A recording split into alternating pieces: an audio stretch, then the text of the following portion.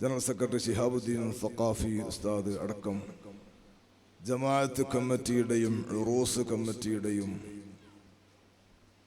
ആദരണീയരായ നേതാക്കളെ, ഏറെ ബഹുമാനം നിറഞ്ഞ പണ്ഡിതന്മാരെ,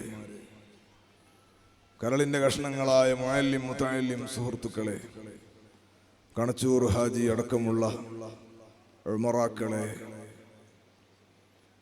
ബഹുമാന്യരായ രക്ഷിതാക്കളെ, യുവ സുഹൃത്തുക്കളെ, വിദ്യാർത്ഥികളെ, സഹോദരിമാരെ, ഖുതുബുസ്സമാൻ സയ്യിദ് മുഹമ്മദ് ഷരീഫുൽ മദനി ഖദ്ദസല്ലാഹു സിർറഹുൽ അസീസ് തങ്ങളുടെ ഉറൂസ് മുബാറക്കിലാണ് നാം ഉള്ളത്. അല്ലാഹു ജല്ല ജലാലു മഹാനായ മദനി തങ്ങളുടെയും അവിടുത്തെ ഉസൂലു ഫുറൂ എല്ലാ മഹാന്മാരുടെയും ബറക്കത്ത് കൊണ്ട് നമ്മുടെ മജ്ലിസ് ഇജാബത്തുള്ള മജ്ലിസായി അല്ലാഹു ഖബൂൽ ചെയ്യട്ടെ. അല്ലാഹുവിങ്കൽ സ്വീകരിക്കപ്പെടുന്ന മഹാന്മാരുടെ ഓരം പറ്റി അവർക്ക് ഖിദ്മത്തിലായി അവരോടൊത്തിച്ച് സ്വർഗത്തിൽ ഒരുമിച്ച് കൂടാൻ പറ്റുന്ന മജ്ലിസായി അല്ലാഹു ഖബൂൽ ചെയ്യട്ടെ. നമ്മുടെ കൂട്ടത്തിലുള്ള മാതാപിതാക്കൾ, ഉസ്താദുമാർ, ഭാര്യ, മക്കൾ, കുടുംബം, കൂട്ടുകാർ, സ്നേഹജനങ്ങൾ, ഉറൂസിന്റെ സഹകാരികൾ, ഗുണകാംക്ഷികൾ, മഹാനായ മദനി തങ്ങളെ ഇഖ്ലാസോടെ സിയാറത്തിനെത്തിയ സായിരീങ്ങൾ, നമ്മയെല്ലാം അല്ലാഹു തആല നരകത്തെ തൊട്ട് കാത്തു രക്ഷിക്കുമാറാവട്ടെ. നമ്മുടെ എല്ലാവരുടെയും ശാരീരികവും സാമ്പത്തികവും മാനസികവുമായ സകല പ്രയാസങ്ങളും പ്രശ്നങ്ങളും രോഗങ്ങളുമൊക്കെ അല്ലാഹു എളുപ്പത്തിൽ തീർത്ത് ശിഫയാക്കി തരട്ടെ. പൂർണ്ണമായ ആഫിയത്തോടെ റാഹത്തോടെ അവന്റെ ദീനിന്റെ ഖിദ്മത്തിൽ അല്ലാഹു നമുക്കും അവർക്കും ദീർഘായുസ്സു നൽകട്ടെ. മരണം ഖൈറാകുന്ന സമയത്ത് കാമിലായ ഈമാനോടെ കലിമ ചൊല്ലി മരിക്കാൻ അല്ലാഹു നമുക്ക് ഭാഗ്യം നൽകട്ടെ. നമ്മുടെ ഈ മജ്ലിസ് നമ്മുടെ ജീവിതത്തിൽ അവസാന മജ്ലിസാക്കി അല്ലാഹു മാറ്റാതിരിക്കട്ടെ. മഹാനായ താജുൽ ഉലമാ ഖദ്ദസല്ലാഹു സിർറഹുൽ അസീസ് തങ്ങളടക്കം ബഹുമാനപ്പെട്ട മുഹിയുദ്ദീൻ ബാബ ഖദ്ദസല്ലാഹു സിർറഹുൽ അസീസ് തങ്ങളടക്കം ഇവിടെ മറവിട്ട് കിടക്കുന്ന പരിസരങ്ങളിൽ മറവിട്ട് കിടക്കുന്ന എല്ലാ മഹാന്മാരുടെയും ഹുളൂർ കൊണ്ട് അല്ലാഹു തആല അവരുടെ മദദ് നൽകി അല്ലാഹു തആല നമ്മളെ സന്തോഷിപ്പിക്കട്ടെ. അഭിവന്യരായ അബ്ദുൽ ഖാദിർ ഹാജി ഉസ്താദ് അവർകൾ അല്ലാഹു ചെറിയ ക്ഷീണുണ്ട്, അല്ലാഹു തആല നല്ല ആഫിയത്ത് നൽകി ഈ ഉമ്മത്തിനെ നയിക്കാൻ നമ്മുടെ എല്ലാ ആലിമീങ്ങൾക്കും അല്ലാഹു തആല ആഫിയത്തുള്ള ദീർഘായുസ്സ് നൽകട്ടെ. മഹാനായ സയ്യിദുന താജുൽ ഉലമായി ഖദ്ദസല്ലാഹു സിർറഹുൽ അസീസ് തങ്ങൾ വിശ്രമിച്ച തങ്ങൾ താമസിച്ച റൂമിലേക്ക് തബറുക്കിന് വേണ്ടി കയറിയപ്പോൾ മഹാനായ ഇമാം നവവി റളിയല്ലാഹു അൻഹു അവർ ദർസ് നടത്തിയ സ്ഥലത്തേക്ക് ബഹുമാനപ്പെട്ട സുബ്ഹി ഇമാം റളിയല്ലാഹു അൻഹു വന്നപ്പോൾ ഞാൻ എൻ്റെ കവിള് ഇമാം നവവി റളിയല്ലാഹു അൻഹു ഇരുന്ന സ്ഥലത്ത് വെച്ച് ബർക്കത്തെടുക്കട്ടെ എന്ന് പറഞ്ഞ് ഇആനത്തിലുള്ള ബൈത്ത് ചൊല്ലി. അത്രയും വലിയ ഈ നാട് മുഴുവനും ഈ നാടിന്റെ പരിസരങ്ങളും ഒരു കാലഘട്ടം അങ്ങനെ തന്നെ ഇൽമു കൊണ്ട് പ്രഭാപൂരിതമാക്കിയ മഹാനായ താജുൽ ഉലമാ അല്ലാഹു തആല അവർക്കൊക്കെ ദറജയേറ്റിയവരൊക്കെ പൊരുത്തവും പിടുത്തവും അല്ലാഹു നമ്മുടെ ജീവിതത്തിൽ നൽകട്ടെ. ബഹുമാനം നിറഞ്ഞ മുഅ്മിനീങ്ങളെ, ഇസ്ലാമിക കുടുംബജീവിതം എന്നതാണ് ഇന്ന് നമ്മൾ ചർച്ച ചെയ്യുന്ന വിഷയം. അല്ലാഹു സുബ്ഹാനഹു വ തആല അവന്റെ സൃഷ്ടികളിൽ ഏറ്റവും ഉത്കൃഷ്ടരായ വിഭാഗമായ മനുഷ്യരിലാണ് അല്ലാഹു തആല നമ്മെ പടച്ചത്. മനുഷ്യകുലത്തിന് മലക്കുകളെക്കാൾ ബഹുമാനമുണ്ട്. കാരണം അത് നമ്മുടെ ബഹുമാനമല്ല. അഫ്ളലുൽ മഖ്ലൂഖ് സയ്യിദുൽ വജൂദ് മുഹമ്മദുർ റസൂലുള്ളാഹി സ്വല്ലല്ലാഹു അലൈഹി വസല്ലമ തങ്ങൾ മനുഷ്യനാണ്, സാധാരണക്കാരനല്ലെങ്കിലും മുത്തുനബി സ്വല്ലല്ലാഹു അലൈഹി തങ്ങൾ പറഞ്ഞു, ഇന്നീ ലസ്തു മിസ്ലക്കും, നിശ്ചയം ഞാൻ നിങ്ങളെ പോലെയല്ല. ഇന്നീ ലസ്തു കഅഹദിൻ മിൻകും, നിശ്ചയം ഞാൻ നിങ്ങളിൽ ഒരാളെ പോലെയുമല്ല. ഇന്നീ ലസ്തു കഹൈഅതികും, നിശ്ചയം ഞാൻ നിങ്ങളെ കോലത്തിലുമല്ല. സയ്യിദുനാ മുഹമ്മദുർ റസൂലുള്ളാഹി സ്വല്ലല്ലാഹു അലൈഹി നമ്മുടെ പ്രകൃതിയെ അല്ലെങ്കിൽ പോലും ഹബീബ് സല്ലല്ലാഹു അലൈഹി വസല്ലം തങ്ങൾ മനുഷ്യനാണ്, സാധാരണക്കാരനെങ്കിലും അല്ലെങ്കിലും മനുഷ്യരാണ്. അതുകൊണ്ട് തന്നെ മനുഷ്യവംശത്തിന് മറ്റെല്ലാ ജീവികളെക്കാളും അല്ലാഹു സുബ്ഹാനഹു വ തആല ആദരവ് നൽകിയിട്ടുണ്ട്. ആ നൽകപ്പെട്ട മനുഷ്യരിലാണ് നമ്മളുമുള്ളത്. അത് അല്ലാഹു നൽകിയ വലിയൊരു അനുഗ്രഹമാണ്. ആ മനുഷ്യന്റെ പ്രത്യേകതയാണ് കുടുംബ ജീവിതം എന്ന് പറയുന്നത്. മറ്റ് നമ്മൾ കാണുന്ന ജീവികളിലൊന്നും കുടുംബജീവിതത്തിന്റെ ഒരു ബഹുമാനം കാണാറില്ല. കോഴിയെ നിങ്ങൾക്ക് പരിചയമുണ്ടാകും. ഉള്ളാളവും കർണാടകയിലൊക്കെ കോഴിയുണ്ടോ? കോഴി മുട്ടയിട്ട് അടയിരുന്ന് കുട്ടികളെ ആ മുട്ടയുടെ ഉള്ളിൽ നിന്ന്, ഞങ്ങളെ നാട്ടിലൊക്കെ പറഞ്ഞാൽ തൊലിക്കാൻ വെക്കുക എന്ന് പറയും, കാപ്പിൽ കിടക്കുക എന്ന് പറയും. അങ്ങനെ നാട്ടിലുള്ള ഭാഷയാണ്. അങ്ങനെ കുഞ്ഞ് വിരിഞ്ഞാൽ ആ കുഞ്ഞ് വിരിഞ്ഞ സ്ഥലത്തേക്ക് ആ കോഴിക്കോ കുട്ടികൾക്കോ ഭക്ഷണം കൊടുക്കാൻ വേണ്ടി തന്നെ പോകാൻ അധിക വീട്ടുകാർക്കും പേടിയാണ്. അത്ര ഡേഞ്ചറിലായിരിക്കും തള്ളക്കോഴി. ഭക്ഷണം കൊടുക്കാൻ വേണ്ടി പോകുന്ന കൈക്ക് തന്നെ കൊത്താൻ സാധ്യതയുണ്ട്. ആ കുട്ടികളുടെ അത്രമാത്രം അവരെ കെയർ ചെയ്ത് തള്ളക്കോഴി കുട്ടികളെ സംരക്ഷിക്കും. അത്രമാത്രം കുട്ടികളെ സൂക്ഷിക്കും, കാവലിരിക്കും, ശബ്ദമുണ്ടാക്കും, പേടിപ്പിക്കും. ഒരു സിംഹത്തിന്റെ ഭാവം കാണിക്കും ആരെങ്കിലും ആക്രമിക്കാൻ പോയാൽ. അതേ കോഴി കുറച്ച് ദിവസം കൂടി കഴിഞ്ഞാൽ ഈ കോഴി കുട്ടികളെ കൊത്തിയകറ്റും. കുറച്ച് കഴിഞ്ഞാൽ പിന്നെ ആ കോഴിയുടെ മക്കളെ തന്നെ വേണമെങ്കിൽ ഭർത്താവായി സ്വീകരിക്കും. അതാണ് കോഴിയുടെ സ്വഭാവം. പിന്നെ മറ്റു കുട്ടികളെ ഉണ്ടാക്കുന്ന തിരക്കിലാണ്. ഞാൻ പറഞ്ഞത് നമ്മുടെ വീട്ടിൽ കാണുന്ന ഒരു ജീവിയെ ഉദാഹരിച്ചതാണ്. അല്ലാഹു സുബ്ഹാനഹു വ തആല നമുക്ക് നൽകിയ ഒരു പ്രത്യേകതയാണ് കുടുംബജീവിതം എന്ന് പറയുന്നത്. കൂടുമ്പോൾ ഇമ്പമുണ്ടാകുന്നത് എന്നാണ് കുടുംബം എന്ന് പറഞ്ഞാൽ അർത്ഥമാക്കുന്നത്. ചേർന്ന് നിൽക്കുമ്പോൾ ആനന്ദമുണ്ടാകുന്നത്,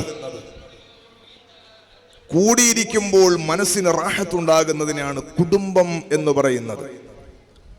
ഒരാൾ ഒറ്റയ്ക്ക് എത്രമാത്രം സന്തോഷമുണ്ടെന്ന് പറഞ്ഞാലും,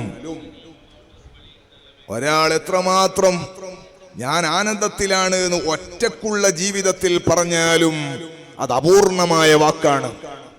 എന്തുകൊണ്ട്? സാമ്പത്തികമായി നല്ല ഉയർച്ചയുണ്ട്, നല്ല വീടുണ്ട്, വാഹനമുണ്ട്, താമസ സൗകര്യങ്ങളൊക്കെയുണ്ട്.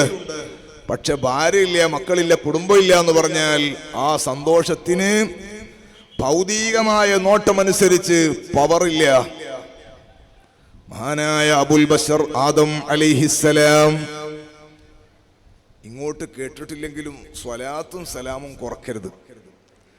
മഹാനായ അബുൽ ബശർ സയ്യിദുന ആദം അലൈഹിസ്സലാത്തു വസ്സലാം, ആദം നബി അലൈഹിസ്സലാത്തു വസ്സലാമിനെ അല്ലാഹു തആല സൃഷ്ടിച്ചത് സ്വർഗത്തിലാണ്. ഭൂമിയിൽ സൃഷ്ടിക്കാനാണ് ഉദ്ദേശമെന്ന് മലക്കുകളോട് അല്ലാഹു തആല പറഞ്ഞതാണ്. ഇന്നീ ജാഇലും ഫിൽ അർളി ഖലീഫ. പക്ഷെ സൃഷ്ടിച്ചത് സ്വർഗത്തിലാണ്. നമുക്ക് സ്വർഗത്തിലേക്ക് ഒരാശ വരാനുള്ളതായിരിക്കാം. ഏതായാലും സ്വർഗമെന്ന് പറഞ്ഞാൽ തന്നെ അനുഭൂതിദായകമാണ്. സ്വർഗം കണ്ടവർ നമ്മുടെ കൂട്ടത്തിലൊന്നുമില്ല. വലക്കും ഫീഹാ മാ തശ്തഹി അൻഫുസുകും വലക്കും ഫീഹാ മാ തദ്ദഊൻ. ആഗ്രഹിക്കുന്നത് മുഴുവനും കിട്ടുന്ന ഇടമാണ് സ്വർഗം.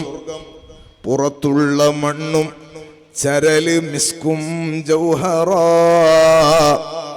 പിന്നെന്തു പറയാനാ ഹബീബേ ഉള്ളറാ.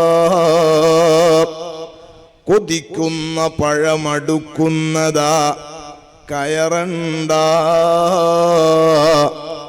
പറിച്ചാലുടൻ മുളക്കുന്നതാ കുറയണ്ട. അത്ര സൗഭാഗ്യം. വഫാകിഹത്തിൻ മിമ്മാ യതഖയ്യറൂൻ വലഹ്മി ത്വയ്രിൻ മിമ്മാ യശ്തഹൂൻ. ഇഷ്ടമുള്ള പക്ഷികളുടെ മാംസമുണ്ട്, താല്പര്യപ്പെടുന്ന ഫ്രൂട്ട്സുകൾ എമ്പാടുമുണ്ട്. ഇഷ്ടം പോലെ ജീവിക്കാനും ഇഷ്ടം പോലെ ഭക്ഷിക്കാനും എല്ലാ സൗകര്യങ്ങളുമുള്ള ആനന്ദത്തിന്റെ പറുദീസയാണ് സ്വർഗമെന്ന് പറയുന്നത്. ആ സ്വർഗത്തിലാണ് ഉപ്പാപ്പയായ ആദം നബി അലൈഹിസ്സലാത്തു വസ്സലാമിനെ അല്ലാഹു തആല സൃഷ്ടിച്ചത്. പക്ഷെ ആദം നബി അലൈഹിസ്സലാത്തു വസ്സലാമിന് സ്വർഗത്തിലുള്ള ജീവിതം തന്നെ ഒരു റാഹത്ത് തോന്നുന്നില്ല, പൂർണ്ണമായ റാഹത്തിൽ കമാലിയത്ത് കിട്ടുന്നില്ല. മഹാനായ ആദം നബി അലൈഹിസ്സലാത്തു വസ്സലാം ഉറങ്ങുന്ന സമയത്ത് അവിടത്തെ വളഞ്ഞ വാരിയെല്ലെടുത്തിട്ട് മഹദിയായ ഹവ്വാ റളിയല്ലാഹു അൻഹയാകുന്ന നമ്മുടെ ഉമ്മാമയെ അല്ലാഹു സുബ്ഹാനഹു വ തആല സൃഷ്ടിച്ചിട്ട് ആദം നബി അലൈഹിസ്സലാത്തു വസ്സലാമിന് കല്യാണം കഴിച്ചു കൊടുത്തപ്പോഴാണ് സ്വർഗത്തിൽ തന്നെ ആദം നബി അലൈഹിസ്സലാത്തു വസ്സലാമിന്റെ ജീവിതത്തിന് ഒരു വല്ലാത്ത അർത്ഥം കാണുന്നത്, സന്തോഷം പൂർണ്ണമാകുന്നത്. ഏറ്റവും വലിയ സ്വർഗം, സന്തോഷമുള്ള സ്വർഗം, ആ സ്വർഗത്തിൽ തന്നെ ജീവിതം റാഹത്തായത് സ്വർഗത്തിൽ ആദം നബി അലൈഹിസ്സലാത്തു വസ്സലാമിന് ഇണയെ കിട്ടിയപ്പോഴാണ് എന്ന് ചുരുക്കം. പിന്നെ ദുനിയാവിന്റെ കാര്യം പറയാനുണ്ടോ? ദുനിയാവിന്റെ സങ്കടവും ദുനിയാവിന്റെ പ്രയാസങ്ങളും പ്രതിസന്ധികളെല്ലാം വരുന്നിടത്ത് ഭാര്യക്ക് ഭർത്താവും, ഭർത്താവിന് ഭാര്യയും, മക്കളും, കുടുംബവും ഏറ്റവും വലിയ സന്തോഷം നൽകുന്നതും ഏറ്റവും നല്ല ഇമ്പം നൽകുന്നതുമാണ് കുടുംബം എന്ന് പറയുന്നത്. നോക്കൂ നിങ്ങൾ, പരിശുദ്ധ ഇസ്ലാം പഠിപ്പിക്കുന്ന ഒരു കുടുംബ ജീവിതമുണ്ട്. ഇന്ന് പല വീടുകളിലും വലിയ പ്രതിസന്ധിയാണ്. പുറത്തുനിന്ന് നോക്കുന്ന ആളുകൾക്ക് ചിലപ്പോൾ തോന്നുന്നില്ലെങ്കിലും വഅദ് കേൾക്കാൻ വന്നവരുടെ കൂട്ടത്തിൽ അള്ളാഹു നമുക്കെല്ലാം നല്ല കുടുംബജീവിതം നൽകട്ടെ. സയ്യിദ് മദനി തങ്ങളെ ബർക്കത്ത് കൊണ്ട് എന്തെങ്കിലും അകൽച്ച ഉണ്ടെങ്കിൽ അള്ളാഹു യോജിപ്പിച്ചു തരട്ടെ. ഞാൻ ഈ അടുത്തല്ല റബീഉൽ അവ്വൽ യുഎഇയില് നമ്മുടെ ICF-ന്റെയും KCF-ന്റെയും ഒക്കെ പരിപാടിക്ക് സാധാരണ പോകാറുണ്ട്. എല്ലാവർക്കും അള്ളാഹു ഖൈറും ബർക്കത്തും നൽകട്ടെ. ഷാർജയിൽ ഒരു വഅദ് കഴിഞ്ഞ് മദ്ഹുർ റസൂൽ വഅദ് കഴിഞ്ഞിട്ട് പുറത്തേക്ക് ഇങ്ങനെ ഇറങ്ങാൻ നോക്കുമ്പോൾ കുറച്ച് ആളുകൾ എന്തായാലും വഅദ് പറഞ്ഞ ഉസ്താദിനെ ഒന്ന് കാണാൻ നിൽക്കുമല്ലോ. ആ കൂട്ടത്തിൽ ഒരല്പം പ്രായമുള്ള ഒരു 55 വയസ്സുള്ള എനിക്ക് മുഖപരിചയമുള്ള ഒരാൾ ഒരു ചെറുപ്പക്കാരനെയും കൂട്ടി അവിടെ നിന്നിട്ട് എന്നോട് പറഞ്ഞു, ഉസ്താദേ ഇയാൾക്ക് നിങ്ങളോടൊന്ന് സംസാരിക്കാനുണ്ട്, ഉസ്താദിനോടൊന്ന് സംസാരിക്കാനുണ്ട്. അപ്പൊ ഞാൻ അദ്ദേഹത്തോട് പറഞ്ഞു, പെട്ടെന്ന് പറഞ്ഞു തീർക്കണം, കുറെ ആളുണ്ട്. അപ്പൊ അതിന്റെ ഇടയിൽ പറഞ്ഞതായത് കൊണ്ടാണ് അങ്ങനെ പറഞ്ഞത്. അപ്പൊ ഇയാള് പറഞ്ഞു, ഇദ്ദേഹം മറ്റന്നാൾ 2 ദിവസം കഴിഞ്ഞിട്ട് മറ്റന്നാള് നാട്ടിലേക്ക് പോവുകയാണ്. പോകുന്നത് ഭാര്യയുമായിട്ടുള്ള ബന്ധം ഉപേക്ഷിക്കാനാണ്. അത് തീർക്കാൻ വേണ്ടി പോവാണ്, ഫിറാഖിന് വേണ്ടി പോവാണ്, ത്വലാഖിന് വേണ്ടി പോവാണ്. ഉസ്താദ് ദ്വാരക്കണം. ഞാനപ്പോൾ തന്നെ പറഞ്ഞു, ഇന്നാ ലില്ലാഹി വ ഇന്നാ ഇലൈഹി റാജിഊൻ. ഇതിപ്പോ ലൈവ് കുറെ ഉള്ളതുകൊണ്ട് അവരും കൂടെ കേട്ടുകൂടാന്നില്ല. ഇന്നാ ലില്ലാഹി വ ഇന്നാ ഇലൈഹി റാജിഊൻ. ഞാൻ അവരോട് പറഞ്ഞു, അല്ലാഹു സുബ്ഹാനഹു വ തആലയ്ക്ക് ഹലാലായ വിഷയങ്ങളിൽ ഏറ്റവും വെറുപ്പുള്ളത് ത്വലാഖാണ്. ഭാര്യയും ഭർത്താവും തമ്മിൽ അകലുന്നതാണ്.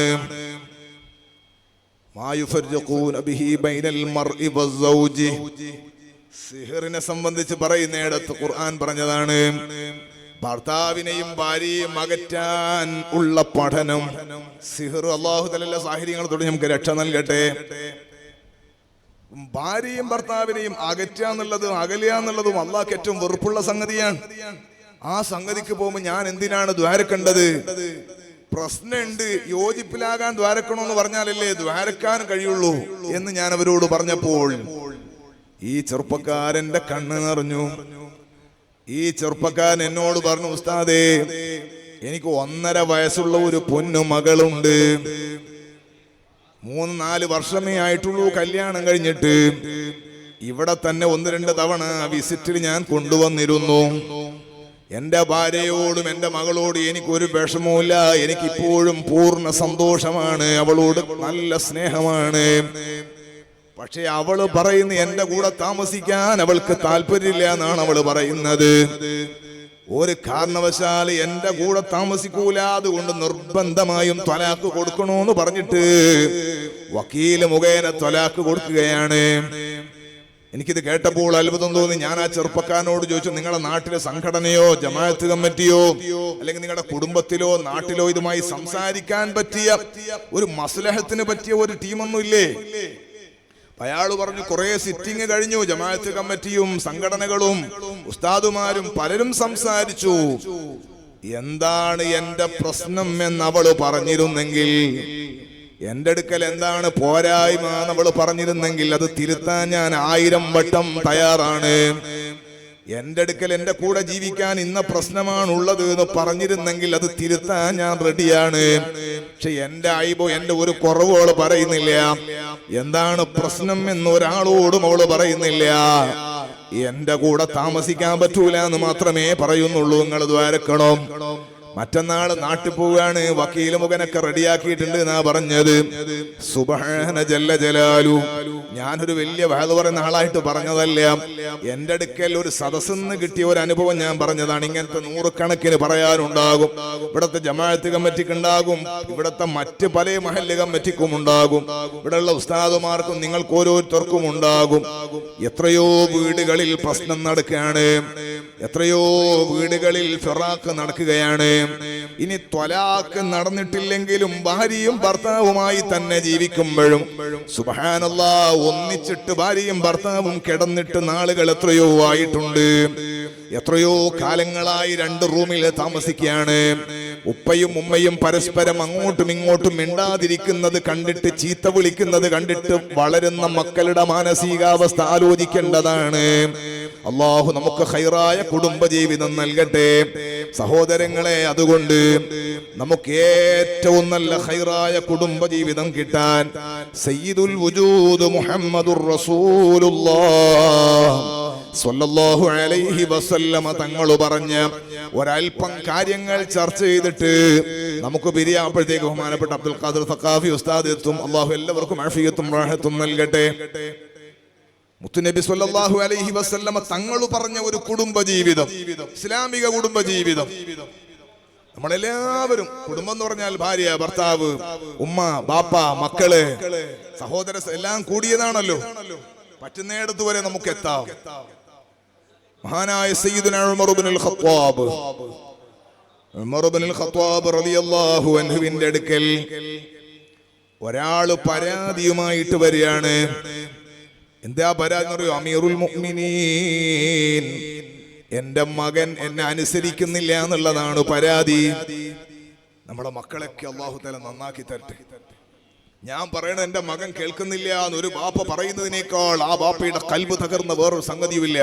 അതുകൊണ്ട് മക്കളോട് ഞാൻ പറയണ, മക്കളെ, നമ്മളെ എത്ര പറക്കുന്ന പൈസക്കാരനായാലും, എത്രമാത്രം ഭൗതികമായ ഉന്നത സ്ഥാനത്തുള്ള ആളായാലും, എന്ത് വലിയ ഭൗതികമായും ആത്മീയമായും ഉണ്ട് എന്ന് നിങ്ങൾ പറഞ്ഞാലും, ഉമ്മയുടെയും ബാപ്പയുടെയും കൽബ് നിങ്ങളെ വാക്കുകൊണ്ട്, നിങ്ങളെ ഇടപെടൽ കൊണ്ട്, നിങ്ങളെ സംസാരം കൊണ്ട്, നിങ്ങളുടെ നോട്ടം കൊണ്ട് അവരുടെ കൽബ് വേദനിച്ചു പോയാൽ നിങ്ങൾക്ക് നരകത്തിന് നല്ല ചാൻസ് കാണുന്നുണ്ട്.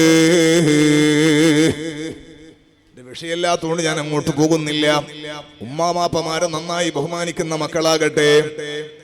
ഒരു മകനെ പറ്റിയിട്ട് ബാപ്പ പരാതി പറയാണ്, അമീറുൽ മുഅ്മിനീൻ, എന്റെ മകൻ എന്നെ അനുസരിക്കുന്നില്ല. ഉമർ റളിയല്ലാഹു അൻഹു ആ മകനെ വിളിപ്പിക്കുകയാണ്. എന്നിട്ട് ചോദിക്കുന്നല്ല, നിങ്ങളുടെ ബാപ്പ ഒരു പരാതി പറഞ്ഞിട്ടുണ്ട്, നിങ്ങൾ അനുസരിക്കുന്നില്ല എന്നാണ് പറയുന്നത്, അനുസരണക്കേട് കാണിക്കുന്നു എന്നാണ് പറയുന്നത്. അപ്പൊ ഈ ചെറുപ്പക്കാരനായ മകൻ ഖലീഫ ഉമർ ഇബ്നുൽ ഖത്താബ് റളിയല്ലാഹു അൻഹുവിനോട് അങ്ങോട്ടൊരു ചോദ്യം ചോദിക്കുകയാണ്. അമീറുൽ മുഅ്മിനീൻ, ഒരു ബാപ്പക്ക് മക്കളോടുള്ള ബാധ്യത എന്തൊക്കെയാണ്? ഒരു ബാപ്പക്ക് മക്കളോടുള്ള കടപ്പാട്, ബാധ്യത എന്തൊക്കെയാണ്? ഒരു മറുചോദ്യം ചോദിച്ചു ഉമർ ഇബ്നുൽ ഖത്താബ് റളിയല്ലാഹു അൻഹു. ആ സമയത്ത് പറഞ്ഞു, മുത്തായ മുഹമ്മദുർ റസൂലുള്ളാഹ് സ്വല്ലല്ലാഹു അലൈഹി വസല്ലമ തങ്ങൾ പറഞ്ഞ 3 ബാധ്യത, ഒരു ഹദീസിലുള്ള 3 ബാധ്യത. ഒന്ന്, മക്കൾക്ക് നല്ല ഉമ്മയെ കൊടുക്കണം എന്നാണ്. പിന്നൊന്ന്, മക്കൾക്ക് നല്ല പേരിടണം എന്നാണ്. മൂന്നാമത്തത് മക്കൾക്ക് ഖുർആൻ പഠിപ്പിക്കണമെന്നാണ്. ഒന്നാമത്താണ് നമ്മുടെ വിഷയം, മറ്റത് ഞാൻ ഇടപെടുന്നില്ല. മക്കൾക്ക് നല്ല ഉമ്മയെ കൊടുക്കണമെന്ന് പറഞ്ഞാൽ ഉള്ളാളത്ത് റൂസ് നടക്കുക, മക്കളെയും കൂട്ടിയിട്ട് നേരെ വരിക. ഞാൻ നിങ്ങളെ കൂട്ടത്തിൽ കണ്ടയിൽ ഏറ്റവും നല്ലൊരു ഉമ്മാനെ വാങ്ങിയിട്ട് മക്കൾക്ക് കൊടുക്കണോന്നല്ല ഈ പറഞ്ഞതിന്റെ അർത്ഥം. കല്യാണം കഴിക്കുമ്പോൾ ആലോചിക്കണോ, മംഗലം കഴിക്കുമ്പോൾ ആലോചിക്കണോ, അല്ലാതെ മക്കളായതിനു ശേഷം ഉമ്മാനെ വാങ്ങിക്കൊടുക്കുന്ന പരിപാടിയല്ല. നല്ല ഉമ്മയെ കൊടുക്കുക എന്ന് പറഞ്ഞാൽ വൈവാഹിക ജീവിതത്തിന്റെ ആമുഖം തന്നെ ശ്രദ്ധിക്കണോ. കുടുംബജീവിതം നേരെയാകണമെങ്കിൽ വൈവാഹിക ജീവിതത്തിന്റെ നിക്കാഹിന്റെ ജീവിതത്തിന്റെ ആമുഖം തന്നെ നല്ല ശ്രദ്ധയോടെ കൈകാര്യം ചെയ്യണമെന്നാണ് ഈ പറഞ്ഞതിന്റെ അർത്ഥം. നല്ല പെണ്ണിൽ നിന്നാണ് നല്ല മക്കളുണ്ടാവുക, നല്ല ബാപ്പയിൽ നിന്നാണ് നല്ല മകനുണ്ടാവുക. അതുകൊണ്ട് തന്നെ മകൾക്ക് മണവാളനെ തെരഞ്ഞെടുക്കുമ്പോഴും മകന് മണവാട്ടിയെ തെരഞ്ഞെടുക്കുമ്പോഴും നല്ല മതബോധമുള്ളവരെ തെരഞ്ഞെടുക്കണേ രക്ഷിതാക്കളെ. ചില പ്രായമുള്ള ആളുകൾക്ക് തോന്നും, അല്ലാ ഇനിയിപ്പോ ഉസ്താദെ നമ്മളിപ്പോ ഇനി കെട്ടിയിട്ട് പുതിയ മക്കൾ ഉണ്ടാകലും നടക്കൂല എന്ന് മാത്രമല്ല, ഇനിയിപ്പോ കെട്ടല് നടക്കുകയും ചെയ്യില്ല. ഇനിയിപ്പോ നമ്മളിത് കേട്ടിട്ട് എന്താ കാര്യം ആലോചിക്കണ്ട. അതുകൊണ്ട് ഞാൻ പറഞ്ഞു, നിങ്ങൾ മക്കളെ കെട്ടിക്കുമ്പോൾ ആലോചിക്കാന്ന്. ഇനിയിപ്പോ വേറെ വഴിയില്ല. ഇനിയിപ്പോ ഉള്ള ഭാര്യ നല്ല റാഹത്തിലാകാൻ വേണ്ടി ദ്വാരക്കുക. പിന്നെ നമ്മളൊരു കാര്യം, നമ്മളെ ഭാര്യയുടെ അത്ര നല്ല ആളുകൾ, നമ്മുടെ ഭാര്യയുടെ സ്വഭാവം, നമ്മുടെ ഭാര്യയുടെ ഇടപെടൽ വളരെ മഹത്വമുള്ളതാണെന്ന് നമ്മൾ തീരുമാനിക്കുകയും നമ്മളെടുക്കലാണ് മിസ്റ്റേക്ക് എന്ന് ചിന്തിക്കുകയും ചെയ്താൽ കുടുംബജീവിതത്തിന്റെ ഏകദേശ പ്രശ്നങ്ങളും തീരും. അതുപോലെ ഭർത്താവിന്റെ സ്വഭാവം നല്ലതാണ് എന്നും എന്റെ ഭർത്താവ് നല്ലവനാണെന്നും ഞാനാണ് ഇടക്കിടക്ക് ഇങ്ങനെ ദേഷ്യം പിടിക്കുന്നത് എന്ന് ഭാര്യയും ചിന്തിച്ചാൽ കുടുംബജീവിതത്തിലെ പ്രശ്നങ്ങൾ ഏകദേശം തീരും. ഇൻഷാ അല്ലാഹ് നമുക്ക് പറയാം. ഞാൻ പറഞ്ഞത്, കല്യാണം കഴിക്കുന്ന സമയത്ത് നല്ല ദീനുള്ള പെണ്ണെ തെരഞ്ഞെടുക്കണം. സയ്യിദുൽ വജൂദ് മുഹമ്മദുർ റസൂലുള്ളാഹി സ്വല്ലല്ലാഹു അലൈഹി വസല്ലം തങ്ങൾ പറഞ്ഞു, തുൻകഹുൽ മർഅതു ലിഅർബഇൻ ലിമാലിഹാ വലി ജമാലിഹാ വലി ഹസബിഹാ വലി ദീനിഹാ. പെണ്ണിനെ കെട്ടലുണ്ട് അവളുടെ സ്റ്റൈല് നോക്കിയിട്ട്. പെൺകുട്ടികളെ സ്റ്റൈല് നോക്കിയിട്ട്, ഞാനത് വിശദീകരിക്കണില്ല. സ്റ്റൈല് നോക്കിയിട്ട് കെട്ടലുണ്ട്. പിന്നെയോ അവലൻ സമ്പത്ത് നോക്കിയിട്ട് കല്യാണം കഴിക്കലുണ്ട്. പിന്നെ സ്ത്രീധനം വാങ്ങണ പരിപാടി ഒന്നും എവിടെയില്ല, കേരളത്തിൽ എവിടെയില്ല, എവിടെ ഉണ്ടാവില്ല. അല്ലാഹു തആല നമുക്കൊക്കെ നല്ല ബുദ്ധി നൽകട്ടെ. അപ്പൊ സ്ത്രീധനം ഇല്ലാത്തതുകൊണ്ട് ഞാൻ ആ വിഷയത്തേക്ക് അങ്ങോട്ട് പോണില്ല. പക്ഷെ എന്നാലും ഉണ്ട്, ചില ആളുകൾ പറയും, ഞങ്ങളെ ആ ഭാഗത്തൊക്കെ പറയും, നീ ഒന്നും വാങ്ങും പറയൊന്നും വേണ്ട, എന്നാലും പെങ്ങൾക്ക് കൊടുത്ത പോലെങ്കിലും വാങ്ങണമെന്ന് പറയും. പെങ്ങൾക്ക് കൊടുത്തത് 100 പവന. സുബ്ഹാന ജല്ല ഇന്നത്തെ വില എത്രയെന്നറിയോ? ഞാൻ പറയണില്ല. അപ്പൊ അങ്ങനെയൊക്കെ പറയുന്ന രക്ഷിതാക്കളുണ്ട്. ഏതായാലും സമ്പത്ത് നോക്കിയിട്ടും സ്റ്റൈല് നോക്കിയിട്ടും കുടുംബ മഹിമ നോക്കിയിട്ടും പെണ്ണിനെ കെട്ടലുണ്ട് എന്ന് പറഞ്ഞിട്ട് തങ്ങൾ പറയാണ്, വലി ദീനിഹാ, മതബോധം നോക്കി കല്യാണം കഴിക്കലുണ്ട്. പെണ്ണിന്റെ ബാപ്പയെ സംബന്ധിച്ച് അന്വേഷിച്ച് നോക്കുമ്പോൾ അമ്മോശങ്കയാകാൻ പോകുന്നയാള് സുബഹിക്ക് പള്ളിയിലെത്തുന്ന ആളാണ്. പള്ളിയിലെ ഉസ്താദുമാരോട് ചോദിക്കുമ്പോൾ ആൺകുട്ടികളെയും കൂട്ടിയിട്ട് ഈ പെണ്ണിന്റെ വാപ്പ എല്ലാ സുബഹിക്കും പള്ളിയിലെത്താറുണ്ട് എന്ന് മനസ്സിലാക്കിയാൽ ആ കുടുംബത്തിൽ സുബഹിയുടെ സമയത്ത് വിളക്ക് കത്തുന്ന വീടാണെന്ന് മനസ്സിലാകും, തഹജ്ജുദ് നിസ്കരിക്കുന്ന വീടാണെന്ന് മനസ്സിലാകും. ഇവിടെ കണ്ണൂർ ജില്ലയില് ഒരു ചെറുപ്പക്കാരൻ പെണ്ണ് കാണാൻ പോയി, പെണ്ണന്വേഷിച്ചു പോയി. എന്നോട് അവൻ തന്നെ പറഞ്ഞതാ. അങ്ങനെ വഴിയിൽ ഇങ്ങനെ പോകണ വണ്ടിയിലെടുത്ത് പോകുമ്പോ ആ നാട്ടിന്റെ അടുത്ത് എത്തിയപ്പോ അവന്റെ ഒരു സുഹൃത്തിനെയും കുറച്ച് കൂട്ടുകാരെയും കണ്ടു. സുഹൃത്തിനെയും സുഹൃത്തിന്റെ കുറച്ച് കൂട്ടുകാരും. അപ്പൊ നിങ്ങൾ എവിടെയാ പോകുന്നത്? അപ്പൊ നമ്മളിങ്ങനെ ഇവിടുത്തെ ഒരു പെൺകുട്ടിനായിട്ട് വിഷയം സംസാരിക്കുന്നുണ്ട്. അപ്പൊ ആ നിലക്കുള്ള ചർച്ചക്ക് വന്നാണ്. അപ്പൊ ഈ കൂട്ടുകാർ പറഞ്ഞോലും, നീ വെറുതെ കെട്ടിയിട്ട് കുടുങ്ങണ്ട, 4 മണിക്ക് ശേഷം നിനക്ക് ഉറങ്ങാൻ കഴിയൂല. നിങ്ങൾക്ക് മനസ്സിലാവുന്നുണ്ട് എന്റെ ഭാഷ എന്നറിയില്ല. 4 മണിക്ക് ശേഷം നിങ്ങൾക്ക് ഉറങ്ങാൻ കഴിയില്ല എന്ന് പറഞ്ഞാൽ ആ വീട്ടിൽ തഹജ്ജുദ് നിസ്കരിക്കുന്ന വീടാണ്. അപ്പൊ എനിക്ക് ഉറക്കുണ്ടാവില്ല, അതുകൊണ്ട് നീ കെട്ടണ്ട. അതുകൊണ്ടാ തങ്ങൾ കൂട്ടുകാരെ നല്ലവരെ തെരഞ്ഞെടുക്കണോന്ന് പറഞ്ഞു. അൽ മർഉ അലാ ദീനി ഖലീലിഹി സയ്യിദുനാ മുഹമ്മദുർ റസൂലുള്ളാഹ്. നല്ല ഉപദേശം തരുന്ന നല്ല കൂട്ടുകാർ വേണം. ഓന്റെ ദീനനുസരിച്ചിട്ടാണ് നിന്റെ ദീനും കൂടെ തൂക്കുക. അതുകൊണ്ട് നല്ലവരോട് കൂടെ ചേരാൻ വേണ്ടി അള്ളാഹു ഭാഗ്യം നൽകട്ടെ. ഞാൻ പറഞ്ഞത്, നല്ല വീട്, ദീനുള്ള മതബോധമുള്ള പെണ്ണെ തെരഞ്ഞെടുക്കണമെന്ന് പരിശുദ്ധ മുഹമ്മദുർ റസൂലുള്ളാഹ് സ്വല്ലല്ലാഹു അലൈഹി വസല്ലമ തങ്ങൾ പറയാണ്. അത് പറയല് മാത്രല്ല, തങ്ങൾ അങ്ങനെയാണ് ജീവിച്ച് കാണിച്ചു തന്നത്. എന്നോട് കുറച്ച് വർഷങ്ങൾക്ക് മുമ്പുള്ളൊരു കേസാണ്. ഒരാൾ എന്നോട് പറഞ്ഞു, ഉസ്താദേ, മകൾക്ക് ഞാൻ പുതിയാപ്പിളിനെ അന്വേഷിച്ച് നടക്കാൻ തുടങ്ങി, കുറേ അന്വേഷിച്ച് കിട്ടണേ ഇല്ല, ഇനിയിപ്പോ ഒരു മൊയിലാരായാലും മദീന ഞാൻ വിചാരിക്കുന്നു. സുബ്ഹാന ജല്ല ജലാലു. മനസ്സിലായില്ല? വീട്ടിന്റെ എല്ലാം പണിയെടുക്കണുണ്ട്, ജോലിക്കാരനും കിട്ടണില്ല, ഇനിയിപ്പോ ഒരു ബംഗാളി ആയാലും മതി എന്ന് പറഞ്ഞ പോലെ പറയാണ്.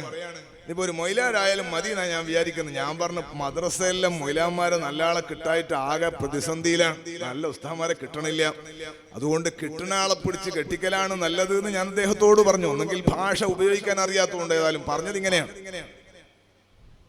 പക്ഷെ ഇപ്പൊ അതൊന്നുമല്ല, ഇത് കുറച്ച് മുമ്പത്തെ വർഷം. ഇപ്പോ സയ്യിദ് മദനി കോളേജിൽ പഠിക്കുന്ന കുട്ടികൾക്ക് അല്ലാഹു തആല നല്ല ആലിമീങ്ങളായി വളരാൻ അല്ലാഹു ഭാഗ്യം കൊടുക്കട്ടെ. നമ്മുടെ എല്ലാ സ്ഥാപനത്തിലും പഠിക്കുന്ന ഉസ്താദുമാർക്ക് അല്ലാഹു ഖൈർ നൽകട്ടെ. അതുകൊണ്ട് തന്നെ മുത്തവ്വൽ അവ്വലും സാനിലൊക്കെ പഠിക്കണ കുട്ടികളെ ബാക്കിലേക്ക് ഉസ്താദുമാരെടുക്കലേക്ക് ആള് ക്യൂ ആണ്. ഇറങ്ങുമ്പോഴത്തേക്ക് പുതിയാപ്പിളയാക്കാൻ വേണ്ടിയിട്ട്.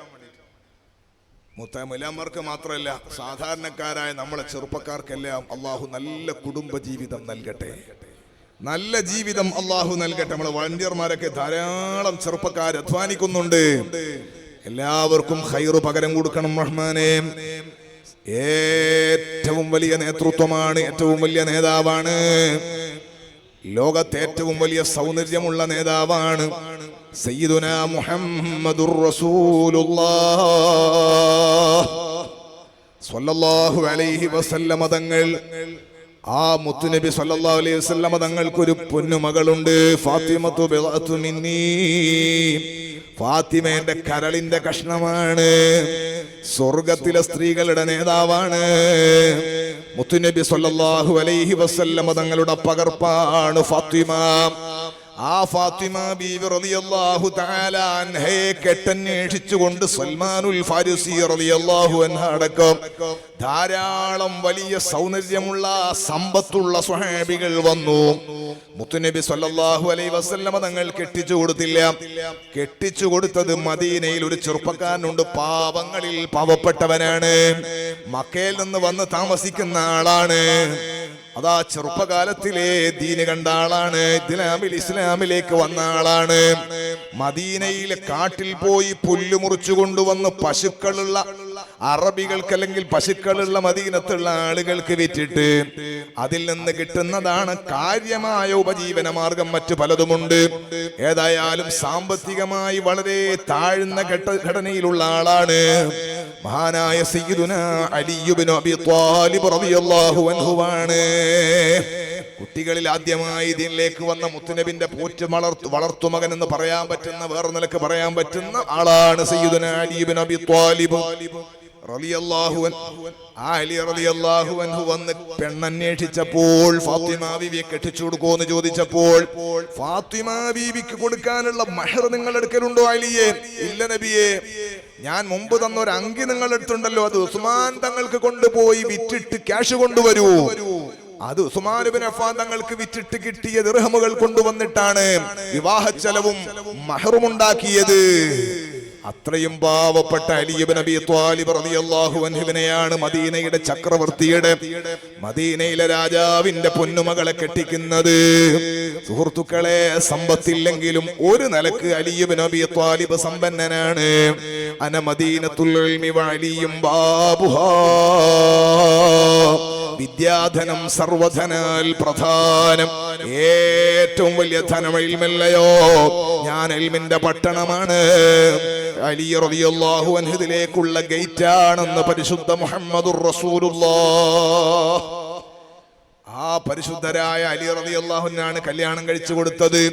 ഇരിക്കട്ടെ, ഞാൻ പറഞ്ഞത് മതബോധം നോക്കിയിട്ട് കല്യാണം കഴിക്കണം.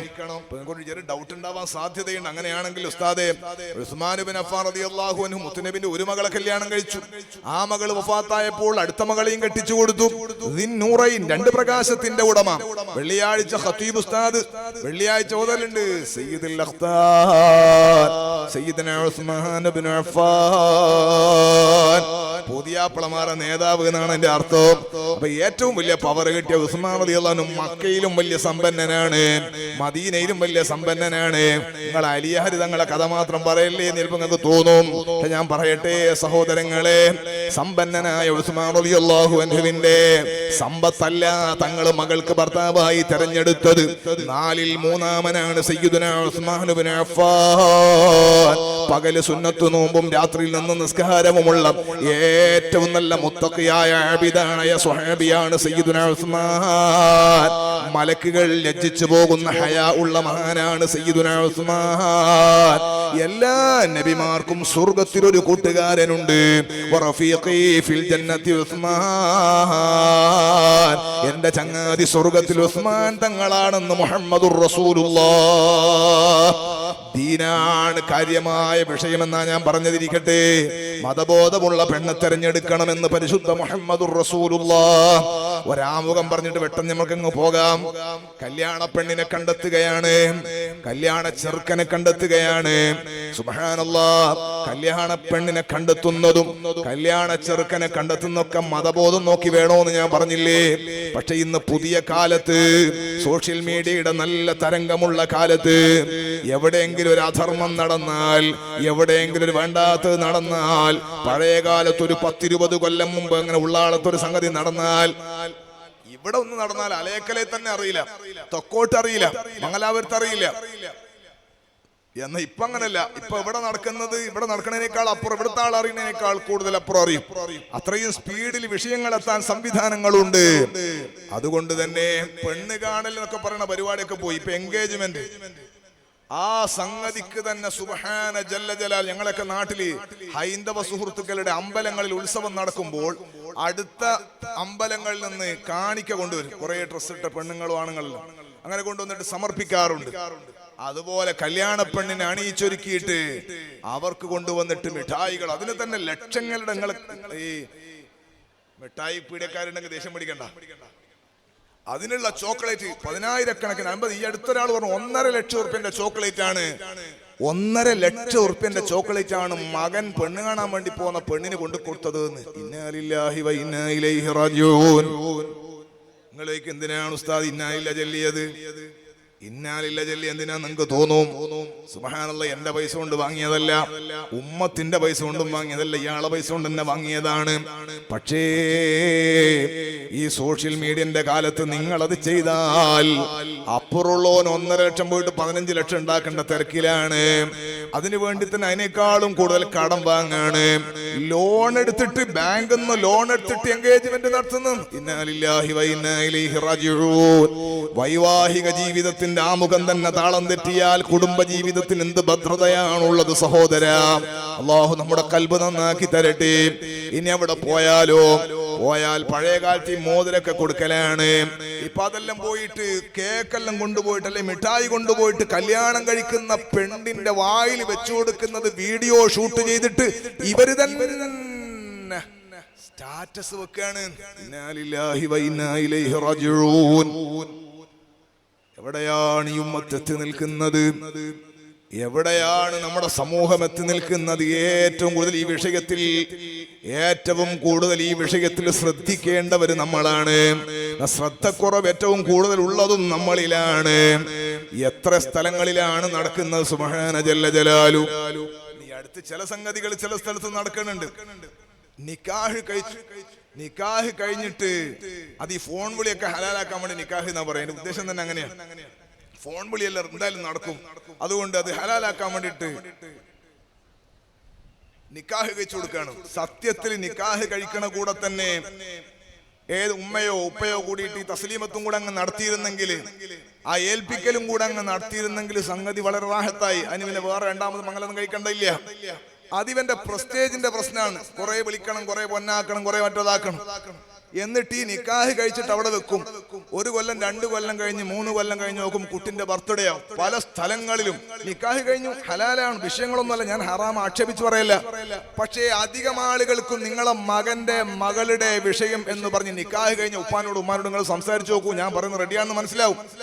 നിക്കാഹ് കഴിഞ്ഞ് വെച്ചിരിക്കുന്ന ഉപ്പാനോടും ഉമ്മാനോടും മകളെ കാര്യം ചോദിച്ചാല് ഉപ്പാക്കും ഉമ്മാക്കും ഒരു ചമ്മല.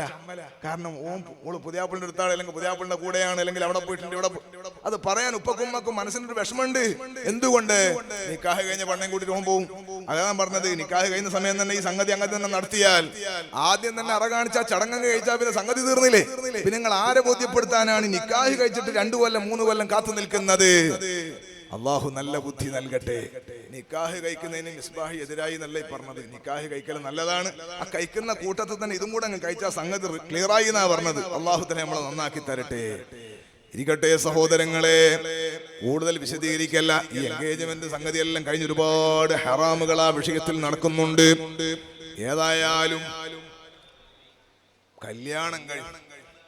കല്യാണം കഴിഞ്ഞു കല്യാണ ദിവസത്തിൽ സുബ്ഹാന ജല്ല ജലാലു ഒരു മനുഷ്യന്റെ ജീവിതത്തിലെ ഏറ്റവും പ്രധാനപ്പെട്ട സ്വർഗത്തിലേക്കോ നരകത്തിലേക്കോ തീരുമാനം വരേണ്ടുന്ന ഒരു ദിവസമാണത്.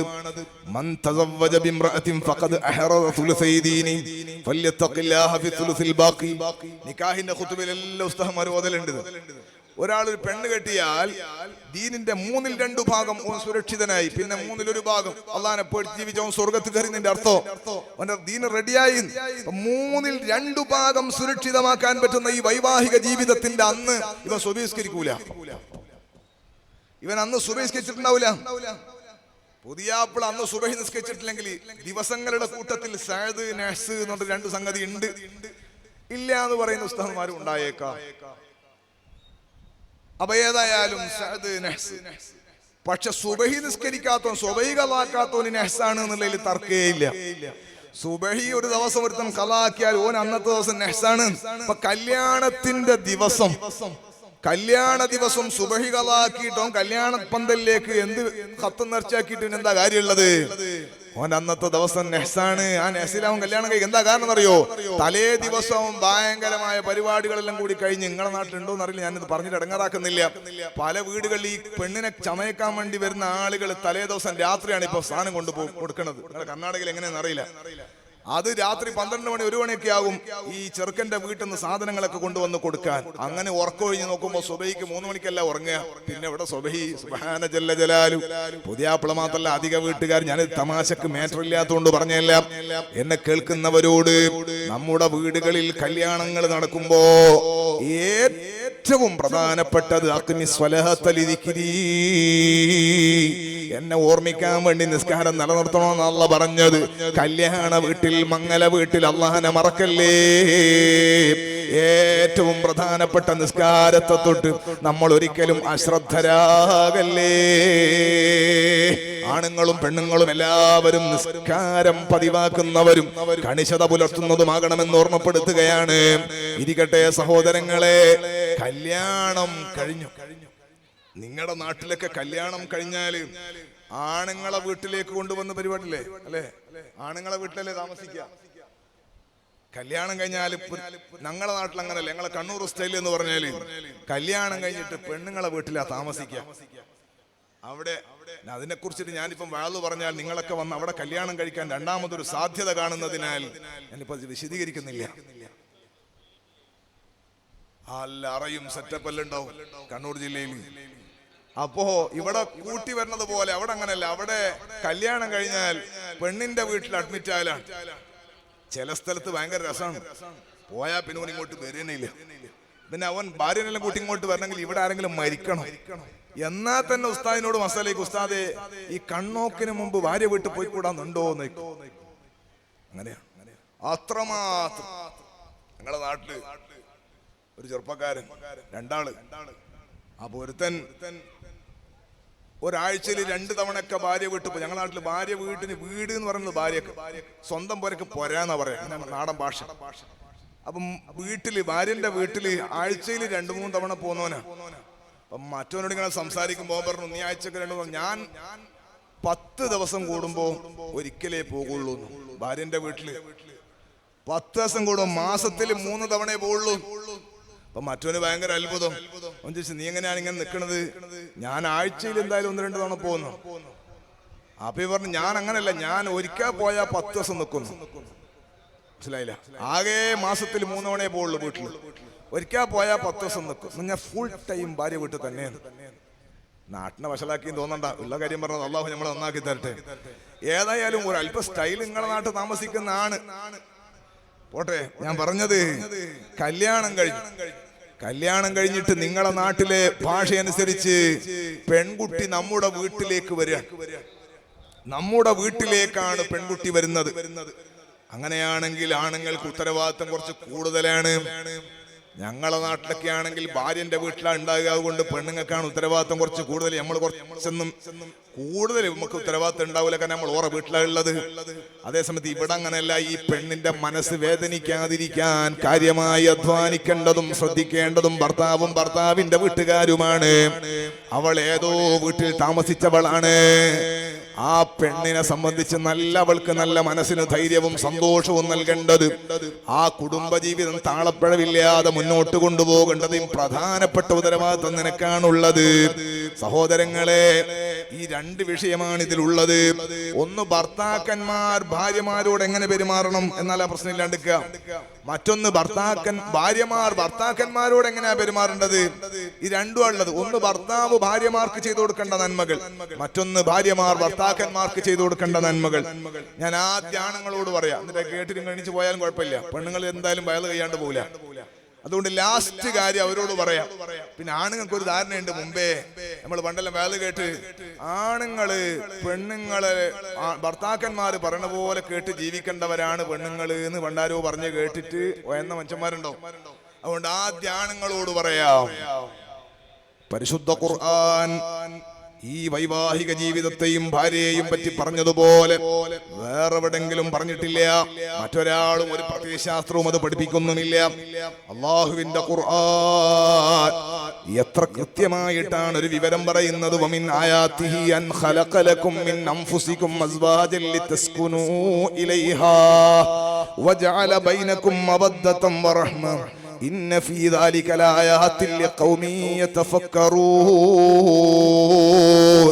അല്ലാഹുവിന്റെ ഖുർആൻ പറയാണ്, വമിൻ ആയാതിഹി അൻ ഖലഖ ലക്കും മിൻ അൻഫുസികും അസ്വാജാ. അള്ളാഹുവിന്റെ ദൃഷ്ടാന്തങ്ങളിൽ പെട്ടതാണ് നിങ്ങളുടെ ശരീരങ്ങളിൽ നിന്ന് തന്നെ നിങ്ങളെ ഇണകളെ സൃഷ്ടിച്ചത്. എന്റെ ഭാര്യ എന്റെ ശരീരത്തിന്റെ ഭാഗമാണ്, നിങ്ങളുടെ ഭാര്യ നിങ്ങളുടെ ശരീരത്തിന്റെ ഭാഗമാണ്. പക്ഷെ ഇപ്പൊ ആ ഭാഗം കേൾക്കല് ഫേസ്ബുക്കിൽ മാത്രം. എന്റെ പകുതി എന്നെല്ലാം പറയും ചില മലയാളത്തിലെ ഭാഷയാണ്. എന്റെ ജീവിതത്തിന്റെ പാതി പൊരക്കോയി നോക്കണം. കഥ അറിയണമെങ്കിൽ ഫേസ്ബുക്കിൽ ലൈക്ക് കിട്ടാനും കമന്റ് കിട്ടാനും വേണ്ടി അടിച്ചിട്ടാണ്. ഒരാൾ ഇങ്ങനെ പോലിട്ട് കൊടുക്കും. വൈവാഹിക ജീവിതത്തിന്റെ അന്ന് ഭയങ്കര ഉഷാറായിട്ട് എഴുതുകയും ചെയ്യും. പക്ഷെ അവന്റെ പുരയിൽ പോയി നോക്കണം, കഥ എന്താണെന്നറിയാൻ. അള്ളാഹു നന്നാക്കി തരട്ടെ. ജീവിതത്തിന്റെ പാതിയാണ്, നിന്റെ ജീവിതത്തിന്റെ ഒരു ഭാഗമാണ് എന്നാ ഖുർആൻ പറഞ്ഞത്. എന്റെ കൈയിന്റെ വിരലിന് ചെറിയൊരു വേദന വന്നാൽ, ചെറിയൊരു വേദന വന്നാൽ തന്നെ ഞാൻ ഡോക്ടറെ കാണിക്കും. എന്നിട്ട് അയാൾ സ്കാൻ ചെയ്യാൻ വേണ്ടി പറഞ്ഞാൽ സ്കാൻ ചെയ്യും. വേറെ എന്തെല്ലാം ചെയ്യണം അതെല്ലാം ചെയ്യും. കാരണം എനിക്ക് വേദന ഉണ്ട് വിരലിന്. അള്ളാഹു തആല ആഫിയത്ത് തരട്ടെ, നമുക്കൊന്നും വേദന ഇല്ലാണ്ടാക്കി തരാം. ഒരു ഉദാഹരണം പറഞ്ഞത്, എനിക്ക് വേദന ഒന്നുമില്ല. എന്നാ നിങ്ങൾ നോക്ക്, ഭാര്യ പറയാണ് എനിക്ക് പല്ല് വേദന ഉണ്ട്. ദുനിയാവിൽ കടുപ്പുള്ളൊരു വേദനന്റെ പേരാണ് പല്ല് വേദന. യാ റബ്ബന, പല്ല് വേദന ഇറങ്ങിയെങ്കിൽ ഭയങ്കര വേദന. അല്ലാഹു തആല നമ്മളെല്ലാവരെയും നന്നാക്കി തരട്ടെ, വേദന അല്ലാഹു മാറ്റി തരട്ടെ. പല്ല് വേദന സഹിക്കാൻ കഴിയാത്തൊരു വേദനയാണ്.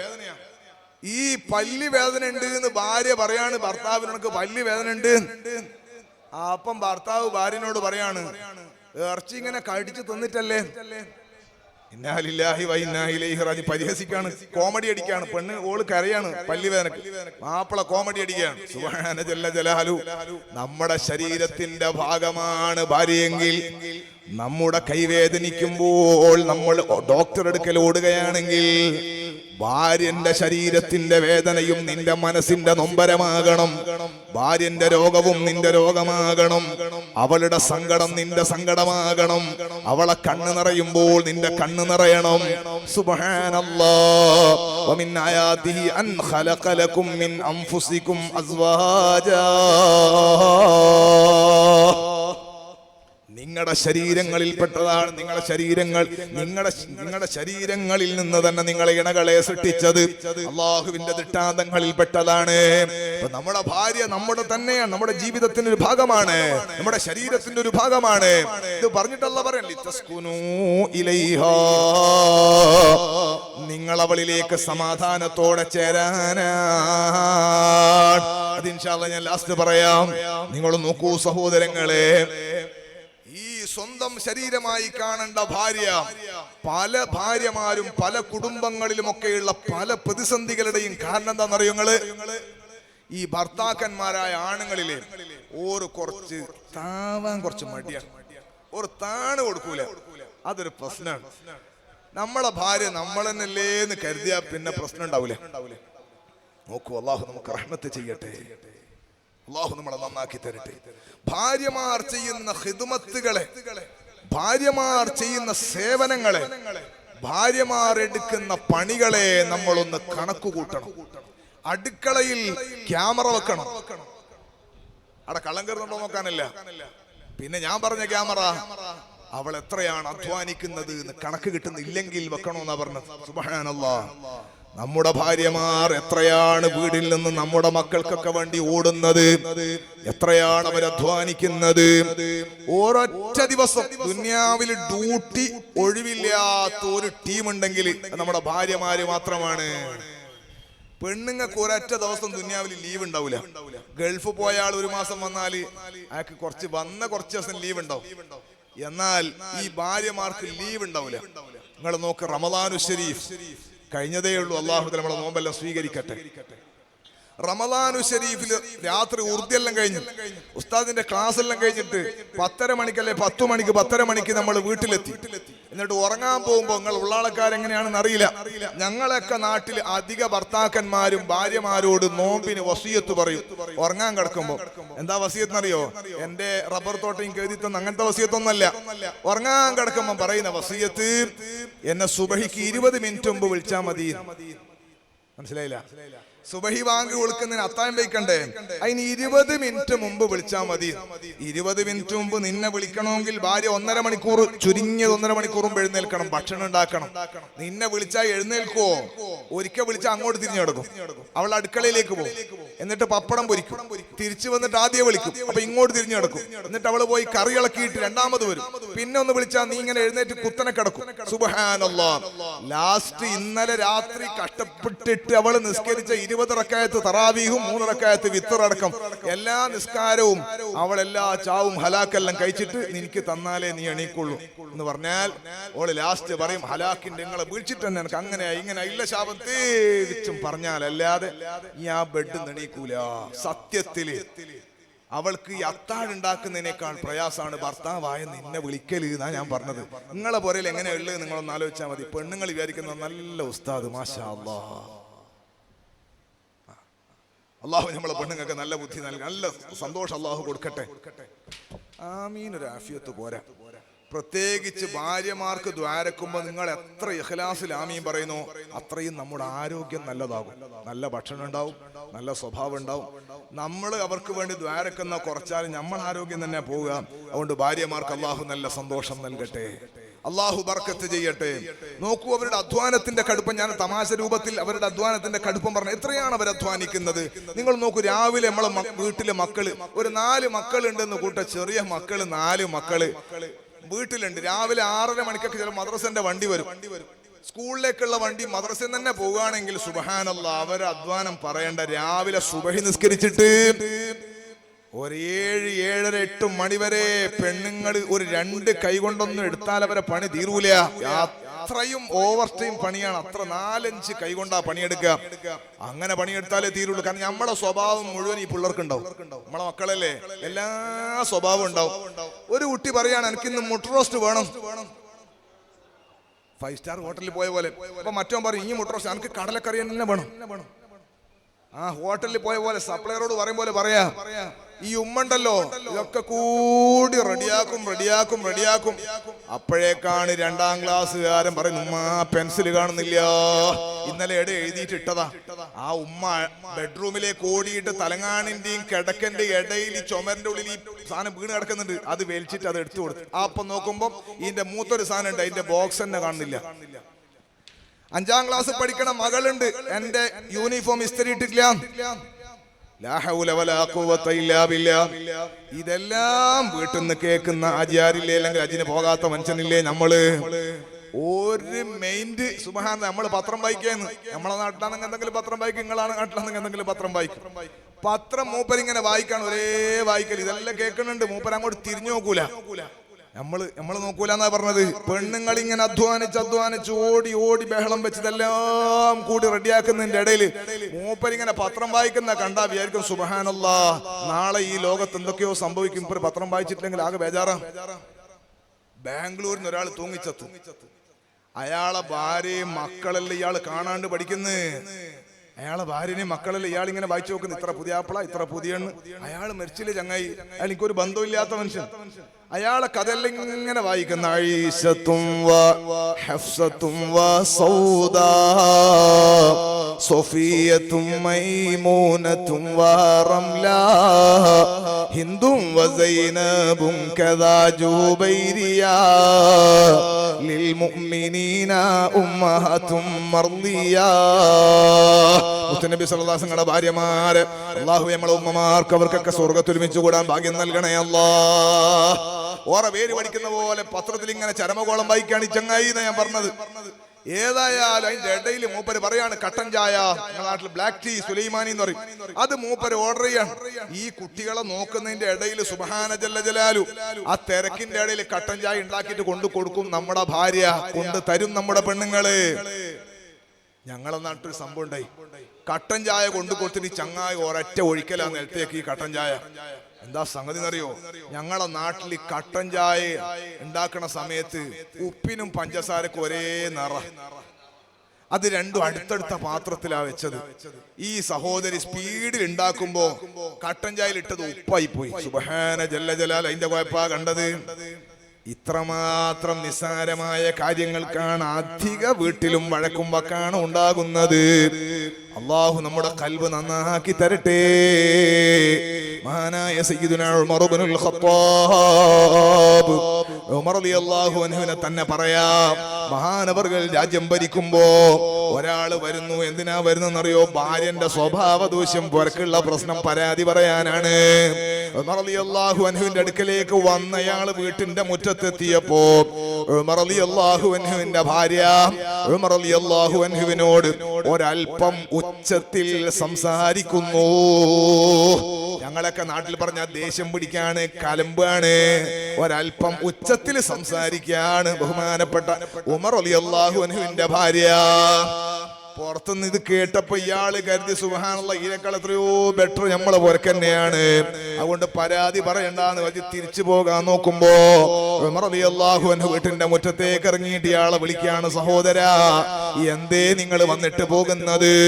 ഒന്നുമില്ല അമീറുൽ മുഅ്മിനീൻ, ഭാര്യനെ കുറിച്ചൊരു പരാതി പറയാൻ വന്നതാണ്. പിന്നെന്തേ പരാതി പറയാതെ പോകുന്നത്? ഇവിടെ വന്ന് നോക്കുമ്പോ നിങ്ങളുടെ ഭാര്യ നിങ്ങളോട് സംസാരിക്കണ കേൾക്കുമ്പോ ഇത്ര പ്രശ്നം പുരക്കില്ല എന്നാ തോന്നുന്നത്, അതുകൊണ്ട് പരാതി പറയുന്നില്ല. ഉമർ റളിയല്ലാഹു അൻഹു ഇയാളോട് പറയും, സഹോദരാ എന്റെ പൊരന്റെ കാര്യം നിന്നോട് നോക്കാൻ പറഞ്ഞോ? ഞാൻ നിനക്ക് ഖലീഫയാണ്, ഭരണാധികാരിയാണ്. നിന്റെ പ്രശ്നം പറഞ്ഞോ, ഞാൻ പരിഹാരം നിർദ്ദേശിക്കാം. അതേ സമയത്ത് ഇയാളെ തെറ്റിദ്ധാരണ, ഈ സ്വഹീബ് വന്ന ആളെ തെറ്റിദ്ധാരണ മാറ്റി കൊടുക്കണമല്ലോ. ഉമർ റളിയല്ലാഹു അൻഹു വിശദീകരിക്കാണ്, എന്റെ ഭാര്യനെ നീ നോക്കണ്ട, അവൾ എത്ര നല്ലവളാണ്.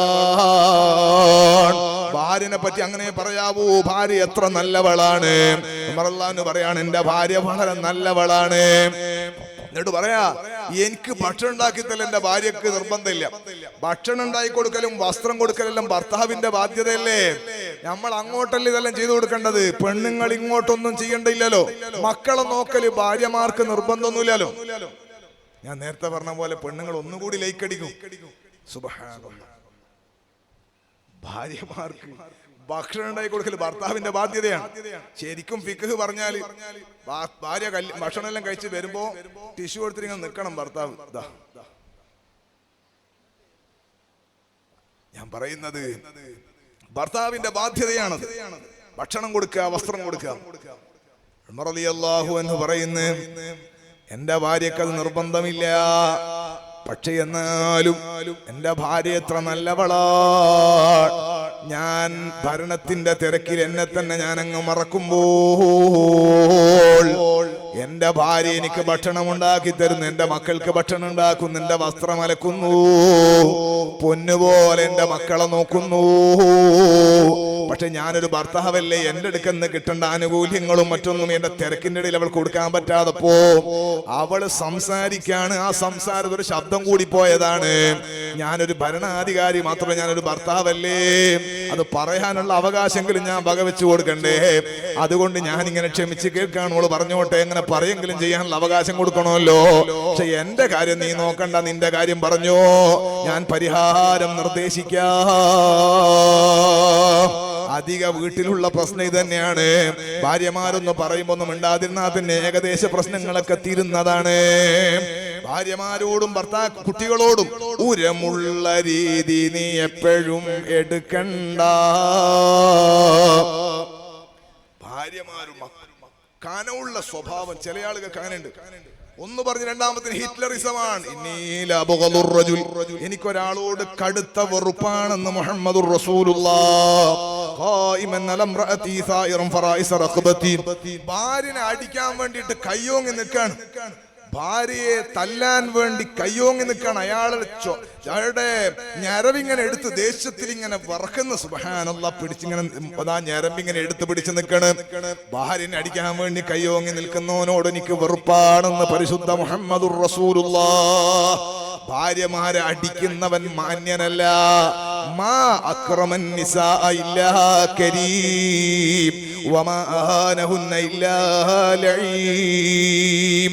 ഭാര്യമാരെ ബഹുമാനിക്കുന്നവൻ മാന്യനാണ്, ഭാര്യമാരെ നിന്ദിക്കുന്നവൻ തരം താഴ്ന്നവനാണ്. പരിശുദ്ധ മുഹമ്മദുർ റസൂലുള്ളാഹ്. ഭാര്യമാരെ മാനിക്കണം. ഞാൻ ദർസിൽ പഠിക്കുമ്പോൾ മഹാനായ ശൈഖുന കാടാച്ചർ ഉസ്താദ് ഓർ മദനിയാണ് ഉള്ളാള് ഞങ്ങൾ പാപ്പന്റെ ആദ്യകാലത്തുള്ള ശിഷ്യനാണ്. അല്ലാഹുവേ, താജുൽ ഉലമയുടെ ദറജേറ്റ് നമ്മൾ ജീവിച്ചിരിക്കുന്ന ഉസ്താദുമാർ, താഴക്കോട് ഉസ്താദിന്റെ ഒക്കെ ദറജേറ്റ് ജീവിച്ചിരിക്കുന്ന നമ്മളെല്ലാ ബാബു ഉസ്താദിന്റെ ദറജേറ്റ്, മറ്റുള്ള നമ്മളെ ജീവിച്ചിരിക്കുന്ന എല്ലാ ഉസ്താദുമാർക്കും അല്ലാഹു തആല ആഫിയത്തുള്ള ദീർഘായുസ്സ് നൽകട്ടെ. ഞാൻ ഉസ്താദിന്റെ അടുത്ത് ദർസിൽ ഇങ്ങനെ പഠിക്കുമ്പോൾ ഉച്ചക്ക് ഭക്ഷണം കഴിക്കാൻ ഒരു വീട്ടിൽ പോയി.